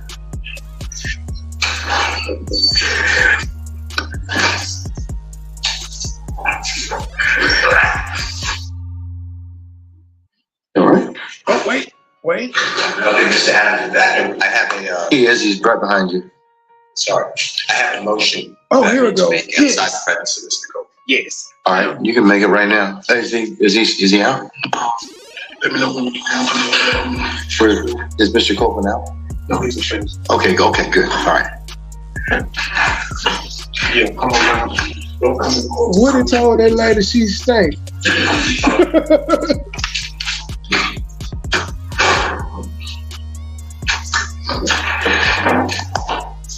This way the shit hit the fan right here. Thank you. Go ahead. The way I understand my constitutional obligations, pursuant to the 6th and 14th Amendments of the United States Constitution, the corresponding sections of the Georgia Constitution, I'm required to make a full and complete statement to the court. For the record, and if God forbid this goes up on appeal for the appellate courts or another tribunal, commission, or administrative body, I was told based upon information and belief that when we arrived at 8:30, 9 o'clock today, we did not come into your courtroom until almost 11:30. And what I found out just recently, this is not waived, is that supposedly in chambers, this honorable court reporter at times, honorable court at times, district attorney or district attorneys for the DA's office, as well as investigators, sheriff deputies, Mr. Copeland and his counsel met together. None of the defense team, to my knowledge, was aware that this was going on. It was told, based upon information belief, that it was told to the district attorneys that Mr. Copeland intended to plead the Fifth Amendment. Then I was told, based upon information belief, that Adrian Love, the lawyer for Mr. Copeland, and this court were together, and Ms. Love made representations that John Melnick supposedly spoke with some attorneys for the accused and wrote an email to Ms. Love, to Adrian Love, stating that Mr. Melnick does not represent the witness. Thanks, and that Mr. Melnick wrote an email saying F you, and then somehow that email was CC'd to me. That never. Mr. Steele, can I interrupt you just a second? I'm kind of disturbed because that's ex parte. All that was an ex parte conversation. How did you find out about any of that? Well, I'm disturbed too. And the reason I'm asking you a question. How did you find out about it? I'm going to answer your question. Okay. Scuttle, if you look at SCUDDER versus state, which is 298 Georgia, 438, it's Division 2, 782 South. The judge is trying to stop him from making a clear record, which is what he has to do. It's a violation going on. It's a flagrant foul. 2D638, 2016. Our highest court says when a court meets, because Mr. Copeland comes in, meets with the court supposedly made statements, which I assume is somewhat accurate based upon what you just said. We're entitled, Mr. Williams and every other person wrongly charged here is entitled under the Georgia Constitution to be present. That's a critical stage. It's just like when you meet with Nate and you and Mr. Adams meet with me and others have met with me. It's those are ex parte for a lot of different other reasons, but I will certainly note that for purposes of record. Well, I'm going forward. What I was told was that Mr. Copeland said, and you haven't answered my question yet. I'm not. How did you answer that question? You're not? No, I will not answer that question. Why will you not answer that question? Because I want to make sure that what I say is accurate, and I'm not trying to... No. I'm asking you, how did you get this information? I'm not telling the court. What I'm saying is based on information. Okay, well, listen, if you don't tell me how you got this information, then you and I are going to have some problems. We can have this. I have problems right now. Okay, I don't want to know about your problems, okay, at this point in time.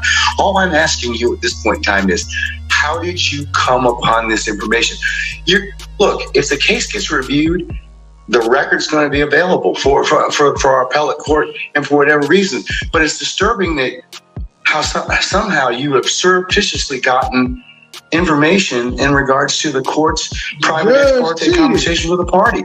I mean, a witness who was sworn in Friday. The court's telling, this is what I was told. If this is not true, not true. This court handed Mr. Copeland. Tell me how you got the information. Listen, tell me what you tell me how you got the information, then we can go ahead and go forward. I'm not going to say that. What I'm going to say is this. I was told, and I hope this concerns you. It concerns me that you have proprietary information. Why is it proprietary? Information that you should not be having that was ex parte. Why? With a party. Why? State of Georgia. How about the witness? How about Mr. Copeland, who supposedly announced he's not testifying and he'll sit for 2 years, and then supposedly that's this honorable court. Okay. Or excuse me, let me rephrase that. This court supposedly said, I can hold you until the end of this trial.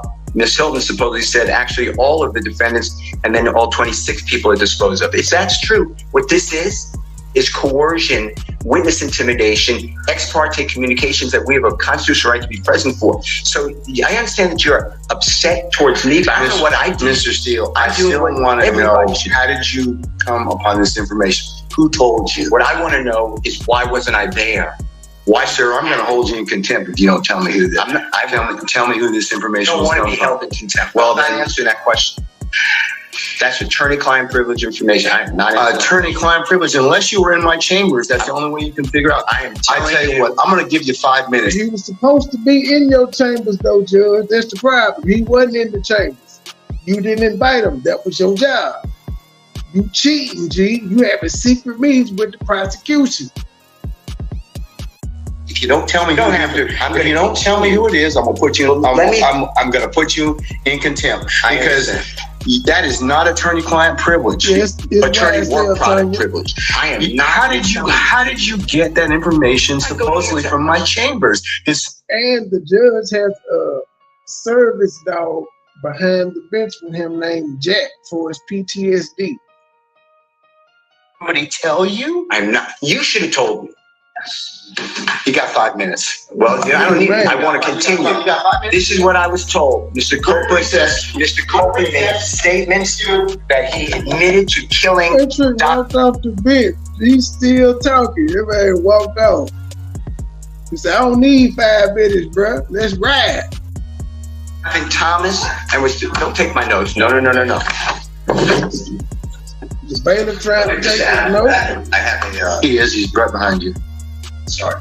I have a motion that I need to make outside the premise of Mr. Copeland. All right, you can make it right now. Is he out? Is Mr. Copeland out? No, he's a friend. Okay, good. All right. Yeah, come on now. Don't come to the court. Come to the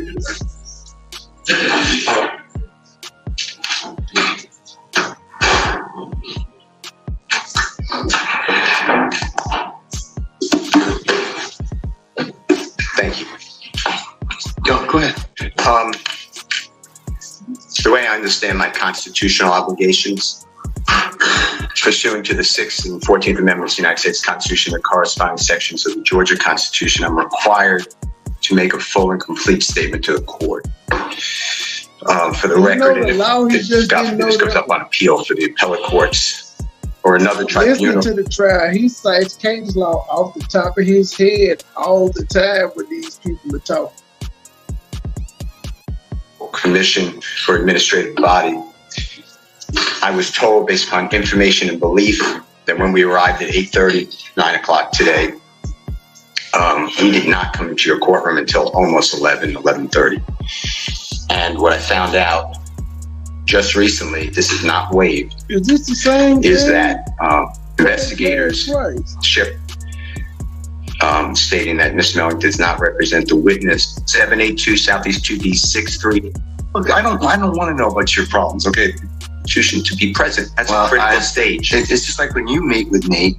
Yeah, that's the same thing. Officiously gotten information in regards to the court's private ex parte conversations with a party. I mean, a witness who was sworn in Friday. The court's telling, this is what I was told. If this is, I'm gonna go back. Or another tribunal commission for administrative. Yeah, is he out? Is Mr. Copeland out? No, he's a friend. Okay, good. All right. Yeah, come on now. Don't come to the court. Come to the If it's the same thing, they ought to be ashamed of themselves for leaving. Thank you. Go ahead. The way I understand my constitutional obligations, pursuant to the 6th and 14th Amendments of the United States Constitution and corresponding sections of the Georgia Constitution, I'm required to make a full and complete statement to the court. For the record, and if God forbid this goes up on appeal for the appellate courts or another tribunal, commission, or administrative body, I was told, based upon information and belief. Yeah, it's the same thing. All right, so we're going back to, I don't know why the hell they moved it. All right, now we're going back to where Uncle Phil threatened him. Well, he already threatened him with you. This lady came back.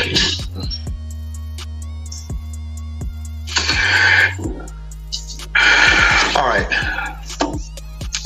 Mr. Steele, before I recessed, I asked you, how did you get this information? And it is not covered by work product. There's only one way you could have gotten it. So I'm going to ask you again. And I respect that. And it gives me no joy. But as you know, Georgia rule professional conduct, please check me. Rule 1.6, comment 5 reads, and this is what I have.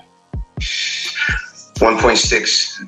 I know what the rule says, but here's the thing. Well, let me just. But In order, you need to please tell me who you got it from. I'm not asking you sum and substance of anything as of yet, okay?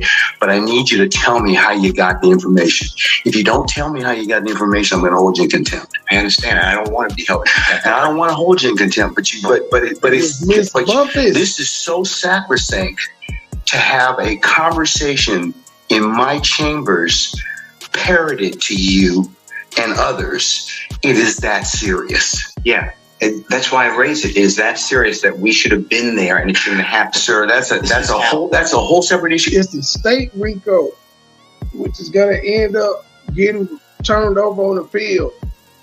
It's too much fuck shit that's went on. Now, Young Thug gotta hope that the state picks it up again when they mistrial it, throw it out on the field.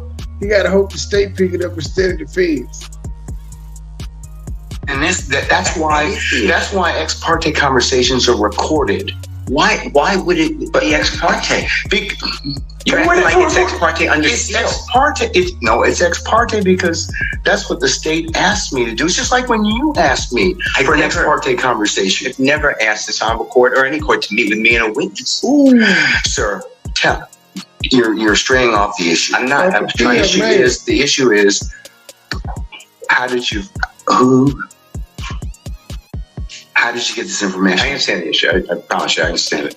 But what I'm trying to ask you is, if you look at comment 5, this is how I understand the law. You can't violate something and then use privilege. Okay? I wish the jury would have been able to hear this shit. They'd be like, this boy lawyer is whooping ass. They should be privy to these conversations. Anything. Okay, but that's why I'm saying, how did you get information? But just listen to what I'm trying to tell you. The privilege in 1.6 would occur if you were in the right place, right time to begin with. You weren't. Let me tell you, I'm just reading from it. But if I'm reading it wrong, I'm not trying to. It says 1.6 applies not merely to matters communicated in confidence by the client, but also to all information gained in the professional relationship, whatever its source. So you're asking me to break your order, maybe. Or you're asking me, I'm not saying you're ordering, but to give you information, and you're saying it's not sum and substance, but I'm telling you I can't do that under the bar rule. All right, well, I'm going to hold you in contempt. And you can think about it. 5 o'clock today, we'll see where you are. Stand on that point, because that's not what I understand the rule to be. I've not asked you sum and substance of what was said. I asked you how you got it. You can't do that. Yes, you can, because I have an idea how you got it. Well, I have an idea how you got it, but that's improper. Sir. Your idea may be wrong, and you're asking me to listen. I told you the first time. And I'm not sure. I don't want to hold you in contempt, but this is that serious, Judge. You cannot eavesdrop and get information that was not meant for you to hear at that particular point in time. Judge, listen. I'll do whatever you want, except for 10 to 5 o'clock or thereafter. But what I'm trying to tell you is, Your Honor, this is so serious to me. We need a hearing. I'm moving for a mistrial. It is my understanding, based upon information, belief, from whom part of it. From whom? Well, I'd like to get the substance first, and then we can. Okay, well, then you'll be in custody until then, because you need to tell me how you got the information. I'm not asking you what was said. You've already kind of given us some snippets of what you said. That tells me that somebody parroted that information. So he's not denying that this conversation happened, and he won't declare a mistrial. They've done like 5 more days of testimony since then. 7. To you. So, but you're assuming something because I told you already. Well, then, other than if you were sitting, unless you were sitting in there with a recorder, or Miss Love, or Miss Hilton, or one of the deputies gave you that information, or Miss Weaver shot you a rough copy of the transcript, there's only one other person that's left. Well, Your Honor. And if that person gave you that information or shared that information with you, she probably violated privilege. Well, let me tell you 2 things. One, I don't know how that It's a privileged communication. It shouldn't have been. Well, it's because she has a client she's supposed to represent. Who are you talking But anyways, Ms. Bumpus.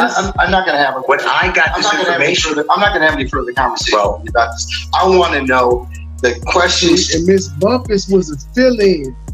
She was only there because the guy was held in contempt. She was filling in. So she wasn't supposed to be there. Soon as he wasn't in contempt no more, she was supposed to be gone. But the judge felt like since she was there and she ain't the regular, she wasn't going to be at the rest of the trial no way. She wasn't going to tell about the secret meeting. Because she represented Woody in that secret meeting they had. Still remains. I want to know who gave you the information? I'd like to know what information happened outside of presence. That's really it. He can go into custody at this point. I think that the court needs to again declare a mistrial based upon. Okay, and I'm going to deny your motion. I'm going to deny your motion. I understand that you spoke with a witness outside our presence. And whenever, yes, I have an ex parte conversation, which is appropriate. And you influenced the witness based on information belief, and I'd like to have that all on the record. All right. I mean, I don't know why that's so hard to do. If nothing happened bad, that's fine. But you're acting like, tell me who it is and don't talk about the substance. Why can't we have an issue that was outside of presence? It should not have been. Because you got some information that you shouldn't have gotten. Why? Well, we can. That's for another day.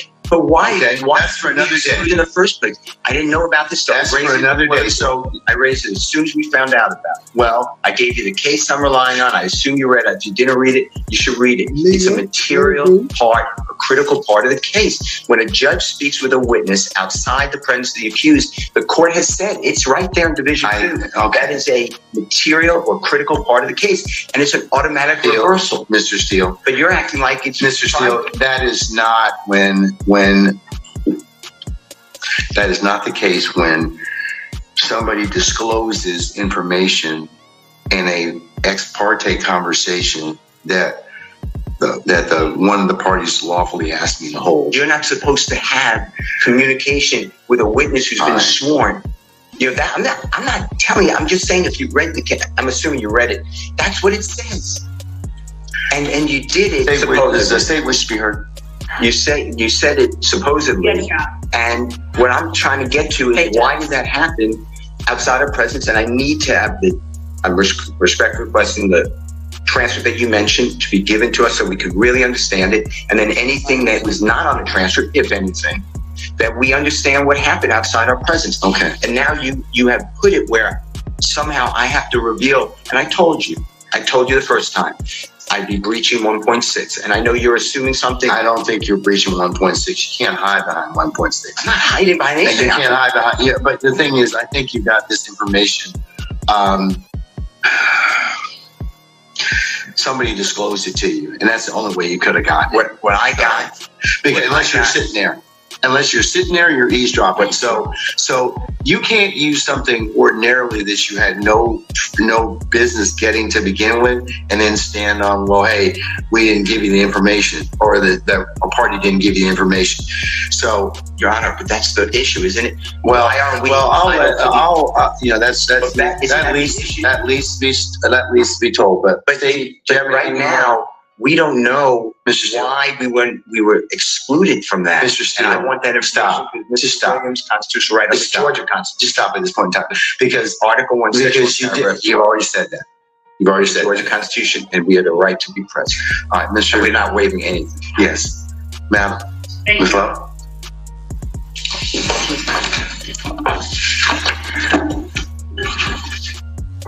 And Your Honor, and I know I said this previously, yes, sir, but we are not accepting any proffer from this. Okay, excuse me. Okay. All right. To the court. The court has inquired. We have no way of knowing what it is or who it was that disclosed information that was contained within an ex parte conversation. Not only was there an ex parte communication between that we requested as a state to be on record with the court, but there was communication made, I believe, to a person and his lawyer. I don't know that the reason that counsels took the podium was to address that particular issue so much as it was to try and assert an inaccurate, what he calls fact, and put it out there in the open as if it were true. But we certainly have... Y'all didn't say it wasn't true. You saying it kind of now, but that other woman that was in there, Woody lawyer, she ain't got no reason to lie. Right to request. She would have preferred to not have been in there while this meeting was going on. Ex parte communications. That's why we asked that the court reporter be present. This is a matter that the defendants did not have a right to be a part of, as this was a matter regarding a civil contempt that the court imposed upon a person for not obeying the court's directive. The state read the case that Mr. Steele cited. It does not stand for the proposition he asserts that it does. And regarding further legal support for our position, we would provide that to the court, but we are more concerned that information that is disclosed in an ex parte setting gets relayed to the parties who are not privy to that. The whole purpose of the ex parte request was so that that did not happen. And we expressed on the record our concerns and our reasons for concern regarding that. We believe that without more information about how that information got relayed to the defendants, we cannot make the kind of assertion I'd be inclined to make. So before making the next set of assertions, I would need to know how that information was made privy to them, to counsels for the defendant. We did not act inappropriately or outside of the rules of professional responsibility. And if need be, we will reach out to the state bar ourselves and ask what the appropriate remedy is for everything that has happened over the last 2 days, well, the last 2 work days, because we are extremely concerned. We have observed a number of actions on the parts of a number of people that I am not comfortable stating publicly. They just cut Mr. At this Steele off on time, the record. but that He didn't get to finish speaking his speech. would appear to call for being addressed in some other way. So as to Mr. Steele's request, I guess it was for a mistrial. I'm not even certain what all that was. I think it was probably more to make inaccurate assertions on the record public to whomever was within listening shot of his voice. And we would ask that the court strike everything that he said from the time he stood up and started talking after the court asked him where it was that he obtained the information that was made privy in counsel for this court. All right. But he already said the good part before he asked where he got it from. He stopped him because he was like, it was parroted to you. He had already said the good shit.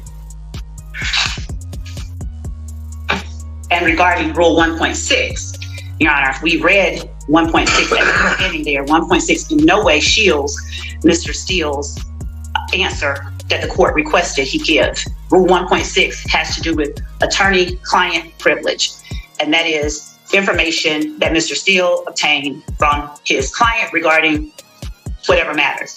I don't know if the information was leaked to his client from someone who was in chambers, or if the information was leaked directly to Mr. Steele.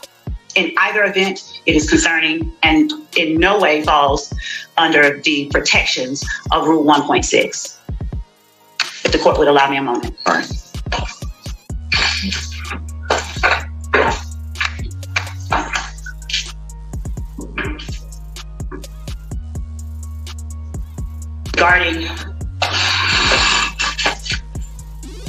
Regarding further appropriate remedies, Your Honor, we would ask the court for an opportunity to further look into appropriate remedies for circumstances such as this, apart from what the court has already said, because it's grave enough when information is leaked from within the court's chambers regarding a matter that has been requested as ex parte, and we would ask for the opportunity to present to the court additional appropriate remedies that we believe are available. All right.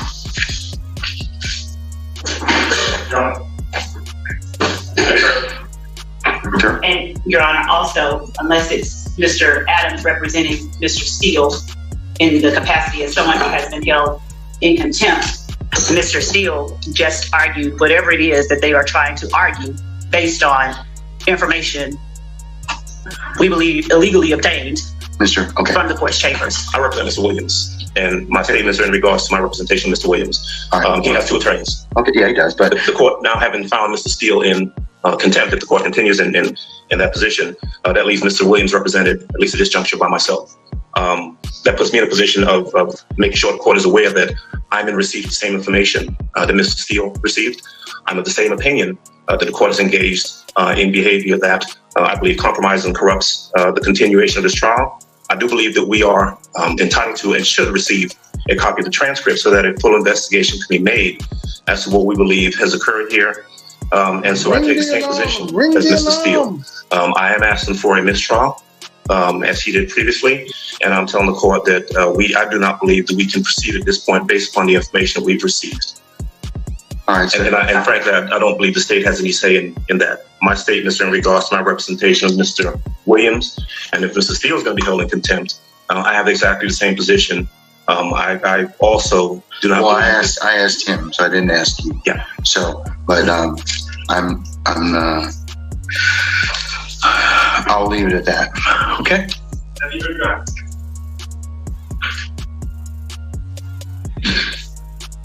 What is it, Mr. Sharp? Thank you, Your Honor. As you know, I represent Shannon Stillwell. On behalf of Shannon Stillwell, I am going to be moving for a mistrial, first and foremost. I just want to clear up a few things that have been said. Today, we were instructed to come 8:30 for a 9 o'clock start. I would not be honest with the court if I said I was here at 8:30, but I was probably here at about 8:40. We did not start till approximately, I'm estimating 11 o'clock. Clearly, we figured something was going on. We were given no information about any meeting, who was meeting, what the meeting was about, or whether the meeting was ex parte or not ex parte, who requested the meeting, who was in the meeting. We were completely in the dark, and quite frankly, we kind of remain in the dark. I am not a false accuser, okay? I do not just willy-nilly accuse people of things. So I'm not going to throw out spurious allegations like the ones that have been thrown at me over the past couple days that are absurd. But I will say, Your Honor, what I do know is just based on what we've heard over the last 20 minutes, it appears there was a meeting that I knew nothing about that involved Your Honor, the district attorneys, and a witness who had been sworn in. My client was not given an opportunity to be present at this critical stage. This was a critical stage in this trial. That error is a foundational structural error in this case, and it is the cause for an immediate mistrial. Additionally, Your Honor, I believe that this meeting, again, I'm going to ask for the transcript and I'm going to ask for the recordings as well, should they exist. No. But I believe that this meeting with a witness without us present may have made the district attorneys and or your honor a witness to this in this case, a material witness in this case. And finally, your honor, I'm going to ask for as soon as possible, I'm going to ask that these proceedings be halted until we can obtain an accurate final transcript for what occurred where none of the defendants or defense counsel were present for, and also the recordings of that meeting so we can see where we are. Again, I'm not going to sit up here and make false accusations or spurious allegations, but I do think we need to figure out what happened. We need to be in the know and not in the dark about what happened when a meeting occurs with a witness that has been sworn in. And we're not invited to the party. So those are my requests, Your Honor. I think it's necessary at this time to put a halt to these proceedings. I am moving for a mistrial. I have not waived anything. I just found out about this information. It is timely, and that's our stance, Your Honor. Thank you. I've noted your motion for mistrial. It's denied. Okay, I'll same thing. You want the Harvey? Okay, all right. Okay, Mr. All right. Good afternoon, Your Honor. We have nice Margaret this week. Okay. We are also adopting all the arguments that we made. All right, sir. Still by attorney. Everybody said mistrial. By attorney Bill Weinstein. We also are here appropriate time.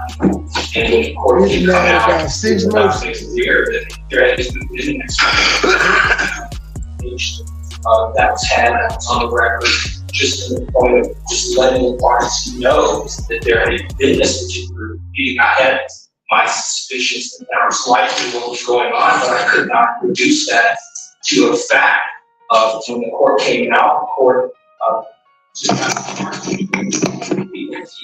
that based upon, again, ex parte, we don't have to know the substance all the time. Just the fact that there was that meeting, Your Honor, would have at least put us on some notice that there was something that was going on even beforehand. I thought that would have been the appropriate move, but nonetheless, Your Honor, I'm asking the court for mistrial. I believe that it's. They just weren't going to tell it that All right, motion for mistrial denied. Ms. T. Williams? Judge, I hate it. All right, thank you, madam. Motion's denied. Mr. Garner?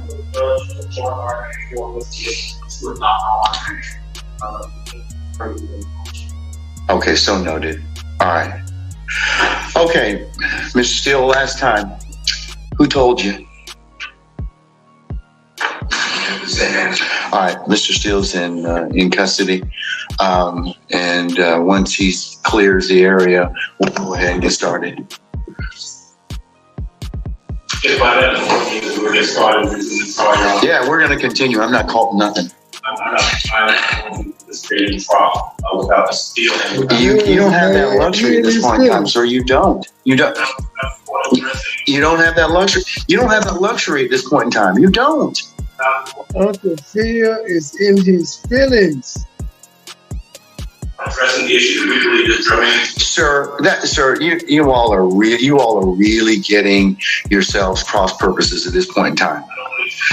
Sir, I'm telling you, you are at this point in time. You made some things out of nothing.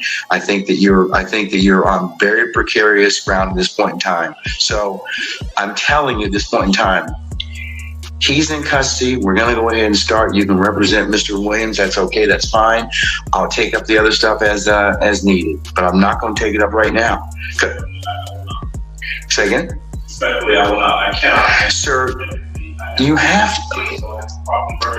Well, I can't represent. You're gonna have to do the best you can at this point in time, because you don't get to extort the court. That's what you're attempting to do at this point in time, sir. Yes, you are. What you're trying to do is, I'm not going forward if I don't get this. You know, it doesn't work that way, Mr. Adams. And I'm telling you at this point in time, I would just kind of Govern yourself accordingly. Sir, I'm telling you. You gonna lock him up too, Judge? As the court, under these particular circumstances, everything will come out as it should. I don't think, Sir, I don't have enough information at this point in time to address it. I don't. But I'm telling you at this point in time, there is nothing that was given, said, whatever, this morning. That If there's any accuracy to some of the information. But sir, I don't even know. Your co-counsel won't even tell me who said whatever. Okay. And the challenge I'm having in this particular circumstance is that is such a violation of the sacrosanctness of the court's chambers and an ex parte conversation. You're just glossing over that. You're glossing over that in its entirety. No, it's not, sir. That's not what happened. That's not what happened. That's not what happened. I'm just telling you, that's not what happened. Judge, respectfully, we are not obligated to simply accept that there's been no violation. We believe that there has been. Okay, well then no, we're not doing that at this point in time. So you'll have a choice to make. All right, take Mr. Steele into custody, please. Damn, he treated him like a criminal.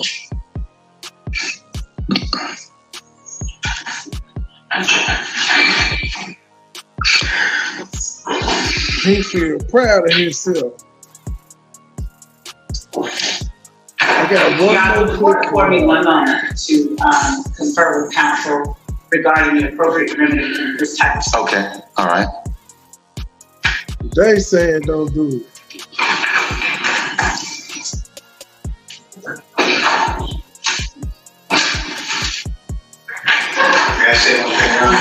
Yes, sir, you certainly may.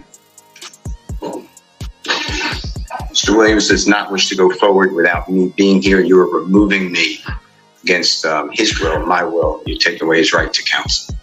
And you're conducting material parts of this trial without me present, and I can't learn about it by watching online. So for that reason, additionally, I asked for a mistrial. And I assume you denied, but I'd like you to deny our motions for mistrial. You denied the other one.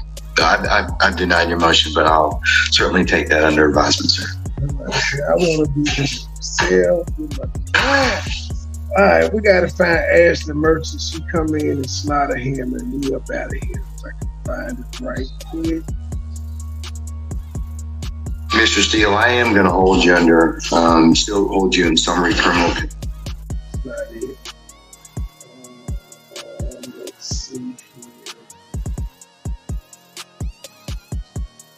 Where is she?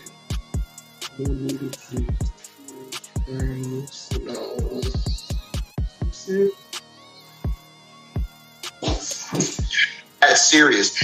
Is that they are paid. Hold on.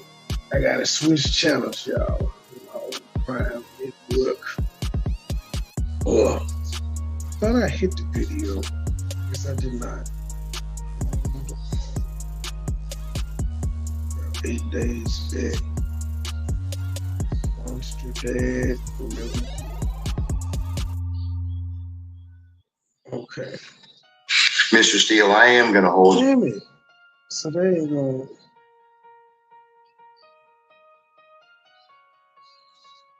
But I cannot find any of the clips. That's too far back. All right. Under, still hold you in summary criminal contempt. The judge in Young Thug's RICO trial orders the rapper's attorney to jail for contempt. How did you get that information supposedly from my chambers? Did somebody tell you? You should have told me. You got 5 minutes. This happened after lawyer Brian Steele refused to tell the judge how he found out about a meeting between the judge, the prosecutor, and a state's witness. Steele's lawyer is here with what's next for him and Young Thug's trial. I'm Anjanette Levy, and for refusing to test. I plead the fifth. Lawyer met in chambers. This is not waived. unusual that Steele found out about the meeting in Chambers. Who told you? What I want to know, you don't tell me who. Actually ordered that Steele. And you can think about it. I've asked you some idea how you got it, but you can tell. But this being held in contempt. This is regarding a civil that the court defendants. The prosecution tried to stand up one time and be like, Judge, we don't think you need to hold him in contempt. Just that they thinking about the mistrial. She know the law.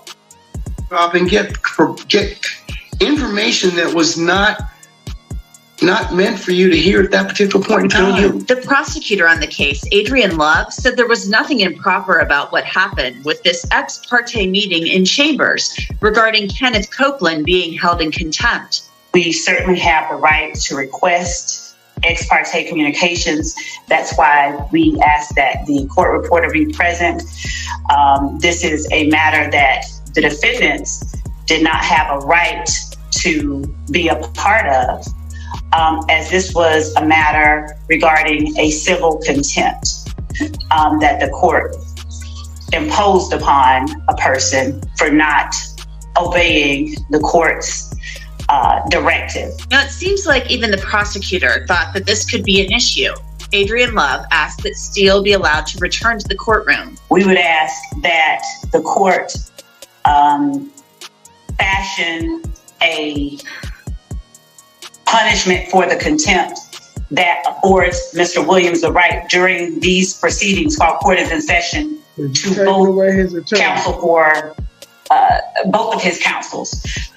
For Mr. Steele to be present in the courtroom, he can still be held in contempt. But for Mr. Williams to have representation of both Mr. Steele and Mr. Adams while court is in session, and that the court's remedy does not affect his ability to have his counsel of choice represent him during this trial. Now, later in the day, and I mean the evening after 7 p.m., attorney Ashley Merchant came to court to represent Brian Steele in this contempt matter. Judge, just for the record, is it criminal contempt that you held him in? Yes, ma'am. Okay, and you said you had a hearing earlier today. With criminal contempt, I told him what the contempt was, and that was he refused to order the court. If counsel, as you know, if the court orders you to do something and you don't, that's criminal contempt. So I've asked him several times, please just tell me who it is that told you.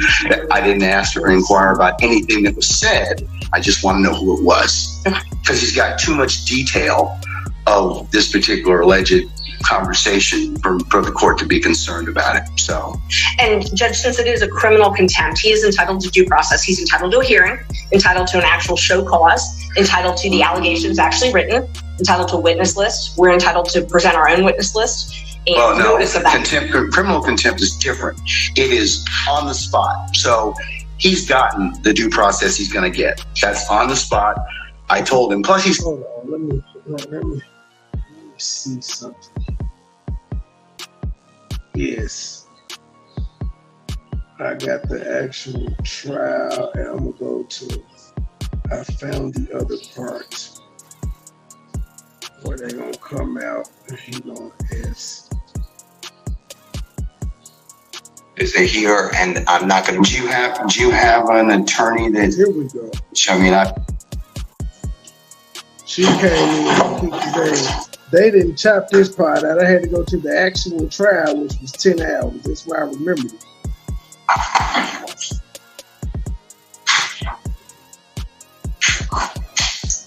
Okay, Mr. Steele, are you willing to tell me at this point in time who it is that disclosed this information to you?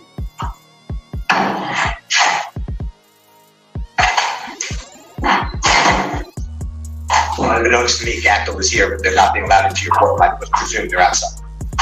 So I'll wait on them to come in. I'm asking you, sir, because they. Let me skip it back. I had it going fast. He said he waiting for his attorneys. Unbeknownst to me, Gacto is here, but they're not being allowed into your court. I would presume they're outside. So I'll wait on them to come in. I'm asking you, sir, because the contempt is for you. It's not to the Georgia Association of Criminal Defense Lawyers. I didn't call, but okay. And that's. Let me just finish. Okay. You said to I ain't calling. you figured out somebody told me this information, and you somehow said that it's privilege, which I can't imagine, or I eavesdropped.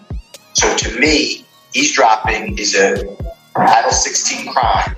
So they brought down lawyers.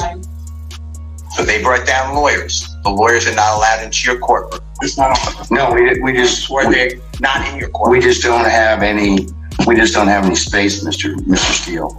And plus, they're welcome to go to 8H. I mean, I told Sergeant Ingram that we can let in as many as we possibly can, that we'll fill up our benches at this point in time, that won't violate our security protocols, but that 8H is available. And then 8H then has to have a right to counsel because they're here, and I'm not going to. Do you have an attorney that's here for you, sir? Sure.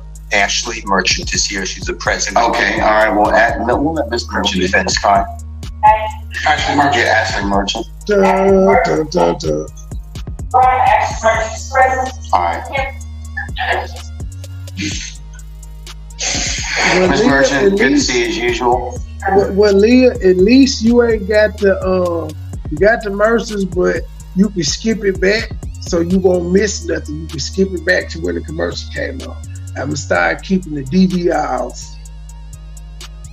I have told your client, you represent Mr. Steele, is that correct? Yes. For the purposes of the contempt, I've entered the order. I've entered the contempt already. I'm entering the order. I'm about to enter the order. I've held him in contempt earlier from today's proceeding by him not telling me who it is he got this information from. I'm not asking him for any of the sum and substance of the communication.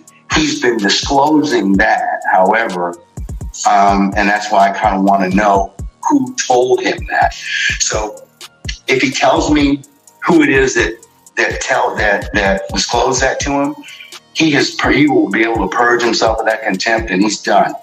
That's the only thing I'm asking for at this point in time. Is if not, then as you well know, as a criminal contempt, there's no supersedious bond, there's no appeal, and I'm going to put him in custody for this evening. And if he wishes to, which he can still purge if tonight Keith Adams emails me or you email me and tell me, well, it was X.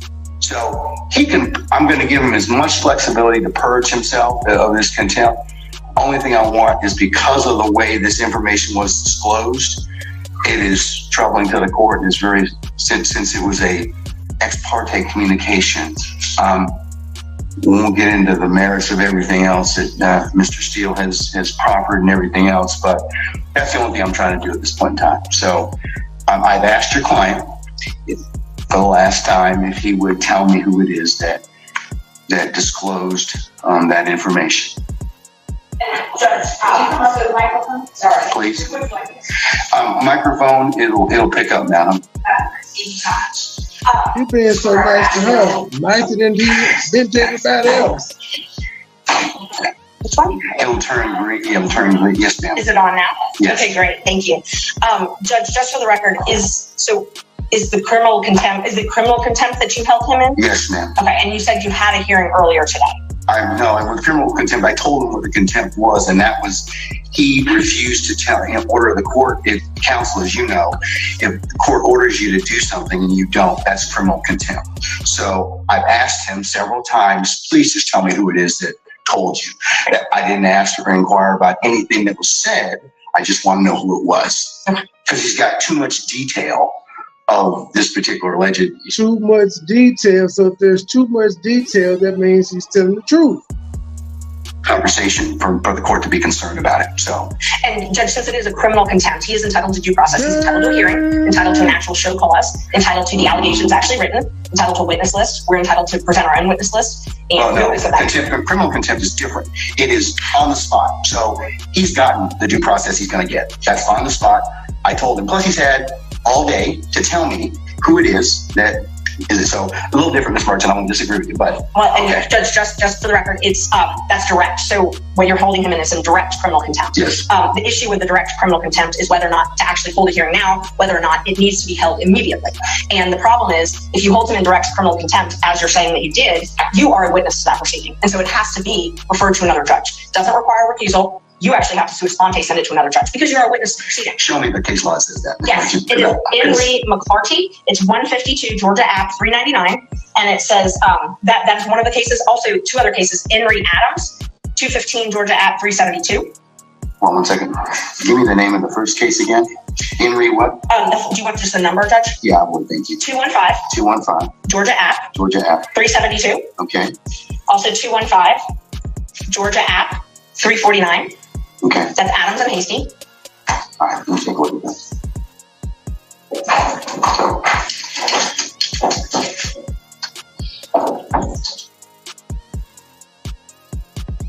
Yes, it's a little bit older. A little more current than 1994. Hasty is 94. Unfortunately, contempt of attorneys is not a common proceeding, so most of the cases are a little bit older. He wants something more current than 94. But wait, but I do have more.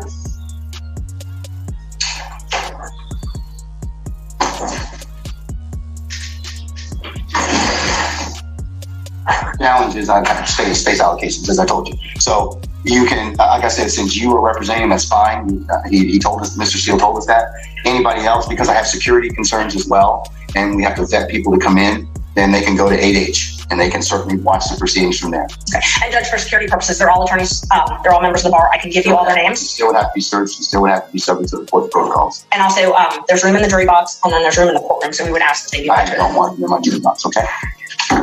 No. I understand. They came down there 60 deep.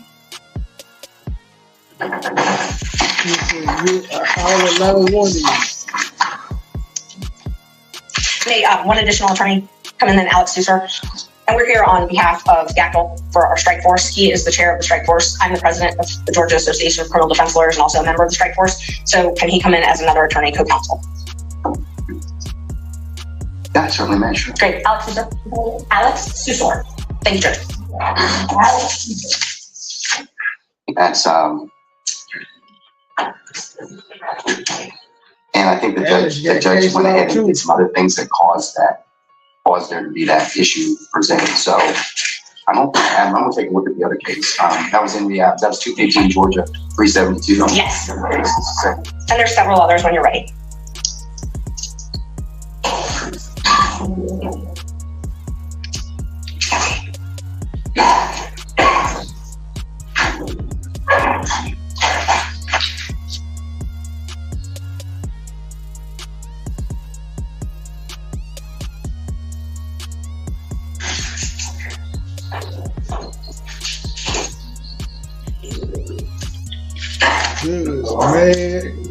Yes, and maybe one I have too.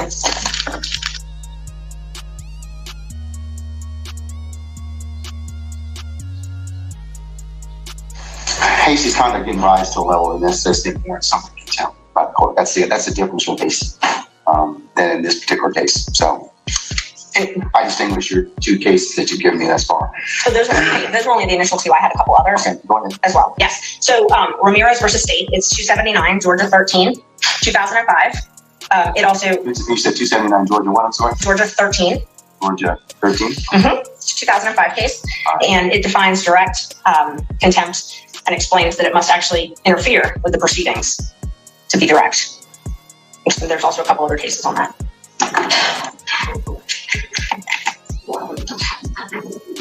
See, you all are covering them. I'm sorry, Judge? Hold on. Just a second.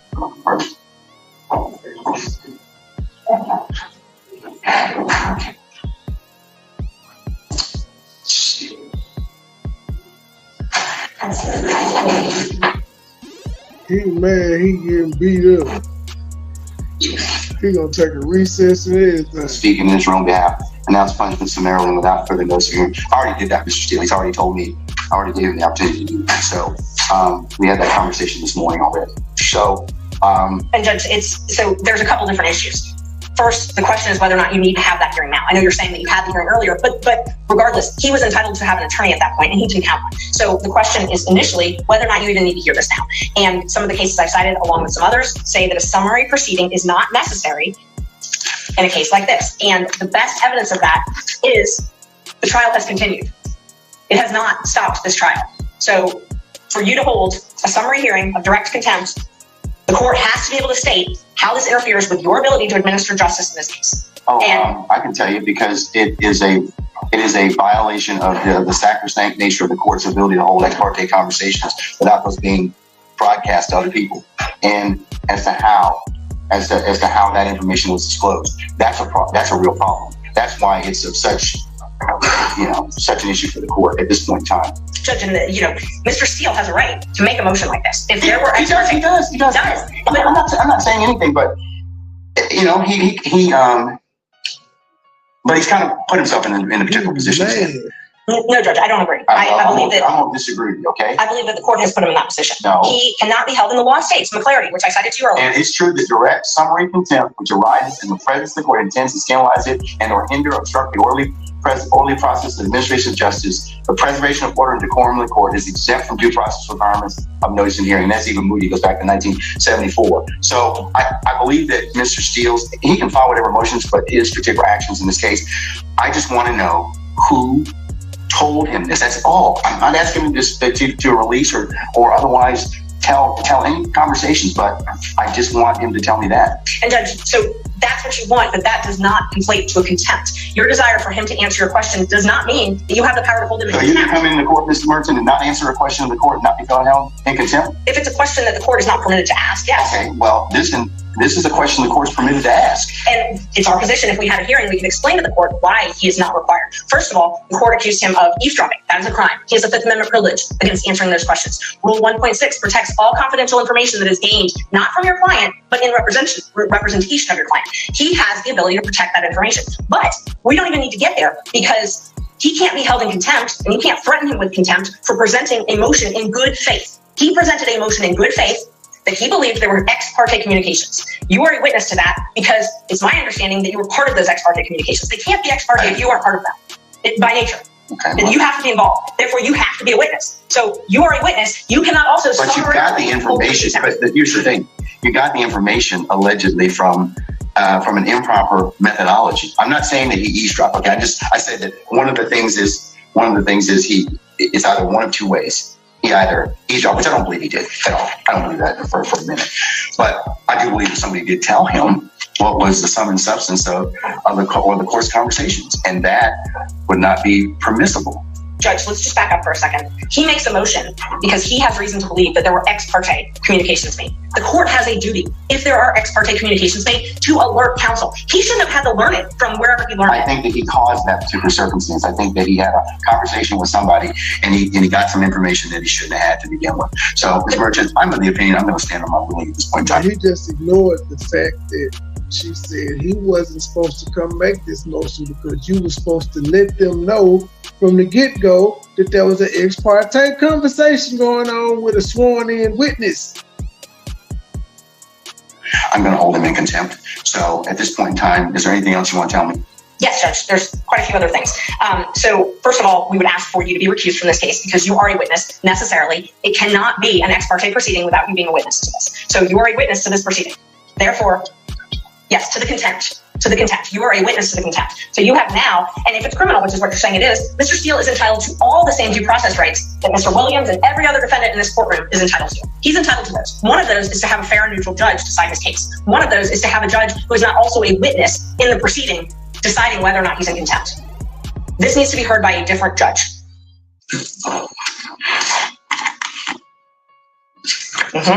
And he has the right to subpoena witnesses, he has the right to an attorney, he has the right to due process, notice, a show cause hearing, notice of the alleged violation, whatever rule it is that the court believes, and a hearing where he can call you as a witness.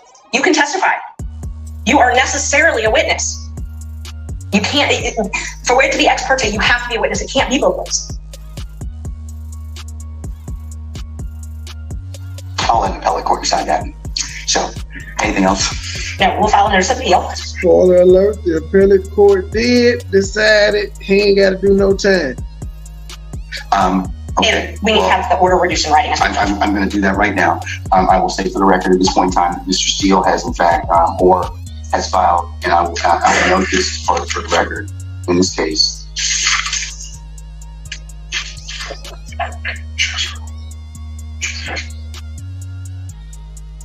He's filed a motion to set aside the contempt. He's filed a motion for a superseded bond, and he's filed a notice of appeal, all of which I will include as the next court's exhibit in order. But I'm reducing the contempt to writing. And I mentioned earlier, he can purge himself with the contempt just by telling me who it was, and he can do that this evening. He can do it right now. He can do it at any point in time. If not, over this circumstance on Friday. And Judge, we would ask that you grant the bond. At this point, grant him a bond on that issue.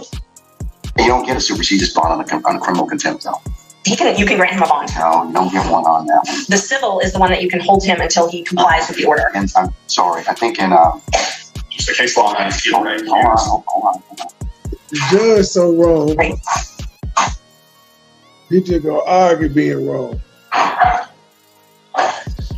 She ain't done beating up on him yet.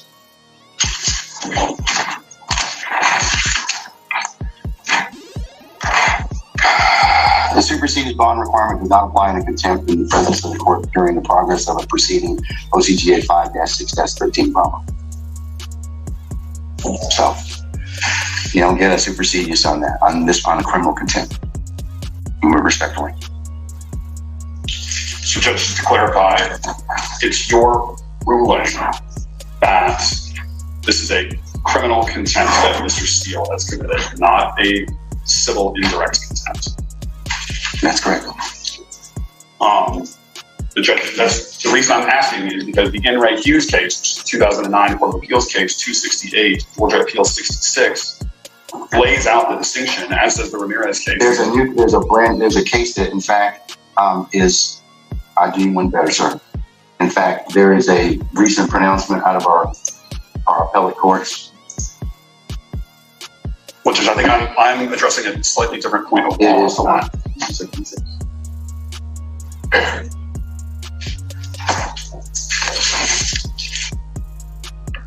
Between the types of contempt, and then there's another case that I'd invite your attention to, and that is Henry Syverson. It's Syvertson, and that is 368 Georgia Appeals, Georgia App, I should say 865, and that was decided July 31st of last year. And Judge, I'd just like to point two things out. The statute that you were citing about the supersedious, it only says it's not mandatory. You still have discretion to grant him a supersedious bond. I'm not going to grant a supersedious. And so you definitely have the discretion to grant him a supersedious bond. The other issue is if it is a criminal contempt and you are finding him guilty of criminal contempt, then we have to have a sentence imposed. Now, civil is where you get to hold him until he complies. Criminal is where you get to impose a sentence, maximum 20 days and $1,000 fine. So if you're going to incarcerate him under a criminal contempt, he's got to be sentenced. Well, his contempt is as long as he when he tells me what the basis of the conversation was. I didn't ask what, but he tells me that, then I can certainly, he purges himself of the contempt. Then that's civil. That's civil contempt. That's civil. And that's respectfully, I would point you to N. Ray Hughes, which stands for the same point of law. Civil contempt imposes punishment as a means of coercing future compliance with the prior order of the court. Here, the prior order of the court presumably is that you have directed Mr. Steele to answer the question, to disclose the information as to who is his source for knowledge of this ex parte meeting that occurred earlier today. Criminal contempt imposes unconditional punishment to punish the act which has occurred in the past and cannot be purged. It is not capable of being purged, in which case what Ms. Merchant said applies, which is that there is a 20-day maximum sentence and $1,000 fine. It is, for all intents and purposes, a misdemeanor offense, Judge, which is why the enhanced due process protections apply to that. Now, Mr. Steele has indicated to us he does not believe that he can answer the question without violating his duty of loyalty and duty of confidentiality to his clients. So he is being placed in a position where he's either going to jail or he's going to commit an offense that will put his license to practice law at risk. And that is an untenable position to be in.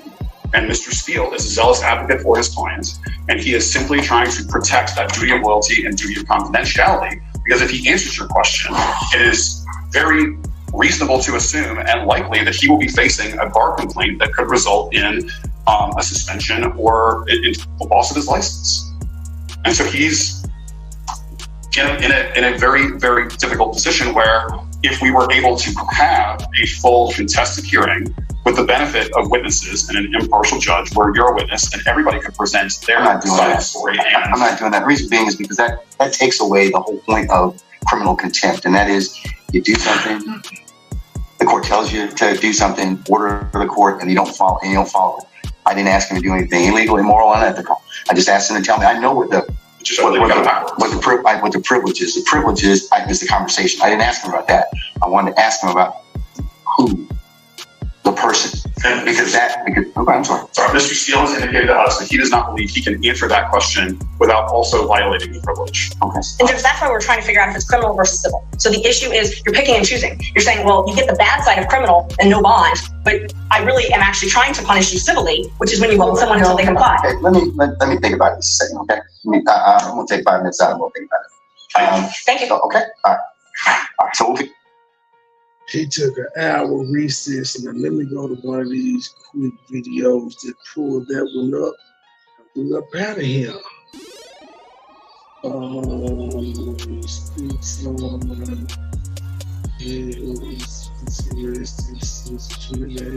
Mr. Steele, I am going to hold you still hold you in summary criminal contempt.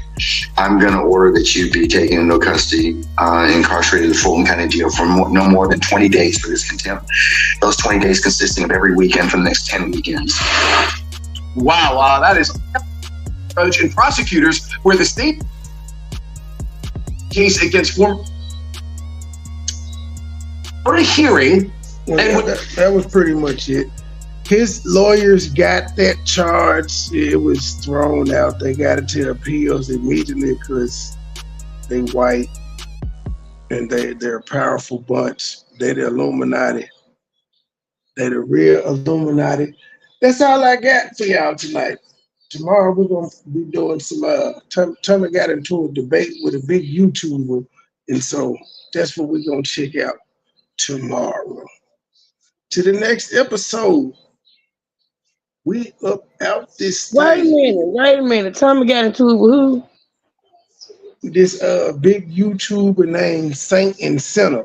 Well, we'll go through the whole thing. He was on Fresh and Fit with this guy named Brandon Jamal who holds Pampers, and we'll get into it. He was on Fresh and Fit. It was a situation. The dude got kicked off. They had like a round table discussion and this big YouTuber told Tommy that he was backbiting. And so he invited him on the show and they had a conversation about it. I hadn't heard the word backbiting. That's the old 70s word. There ain't no damn 70s word. They still use it. Hey, put it down. Old people use that damn word. Yeah, old people. You know their name's Bertha. Yeah. Damn young people use the word backbiting. Ain't nobody young around here. You ain't need. I don't know why you still in denial. I'm younger than you. You know what? Whatever. You ain't got to say about that one, huh? No, I don't, because it's the truth. But what that mean? What that mean? None. Exactly. I can't wait to hear this. He always getting into it with something. Wait with age. Get on my nerves. Anywho, we up out this thing. Good night, y'all. See y'all later this morning. Bye-bye.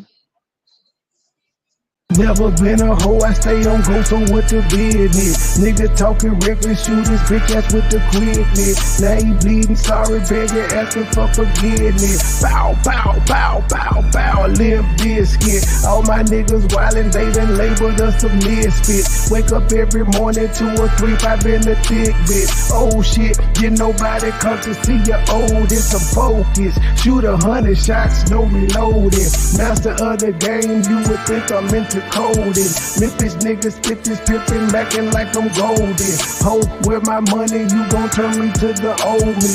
Stay high, first class flight, I'm in the nosebleed. Copy, cooking, whipping, shipping, till you count the proceeds. OG, I've been moving fast niggas since 03. Low key, niggas hating, but they don't want no beef. Stay gang, true sippers, bitch, I bet we gon' eat. Get jammed, get a lawyer, make it bun and don't speak. Pour up, oh, I need some more, nigga had a long week. Shout out to my plug, he showed me love, he out in Long Beach. I'm too geek, walking by myself, but left with two freaks. Ooh, we, nothing in their mouth and on their booty. Austin Power swag, yeah, baby, this is groovy. You can call me Money Boy, or you can call me Nudie. Hood niggas, churches, chicken, let me get a two-piece. Top down, two-seater, let me feel the two breathe. Gotta hold it steady, chopper, kick it back like Bruce Lee. Lately I've been in the zone, I guess I'm in my 2-3. Don't call my phone for nothing less than a QP. Feeling like the Migos, cause my bitch is bad and bougie.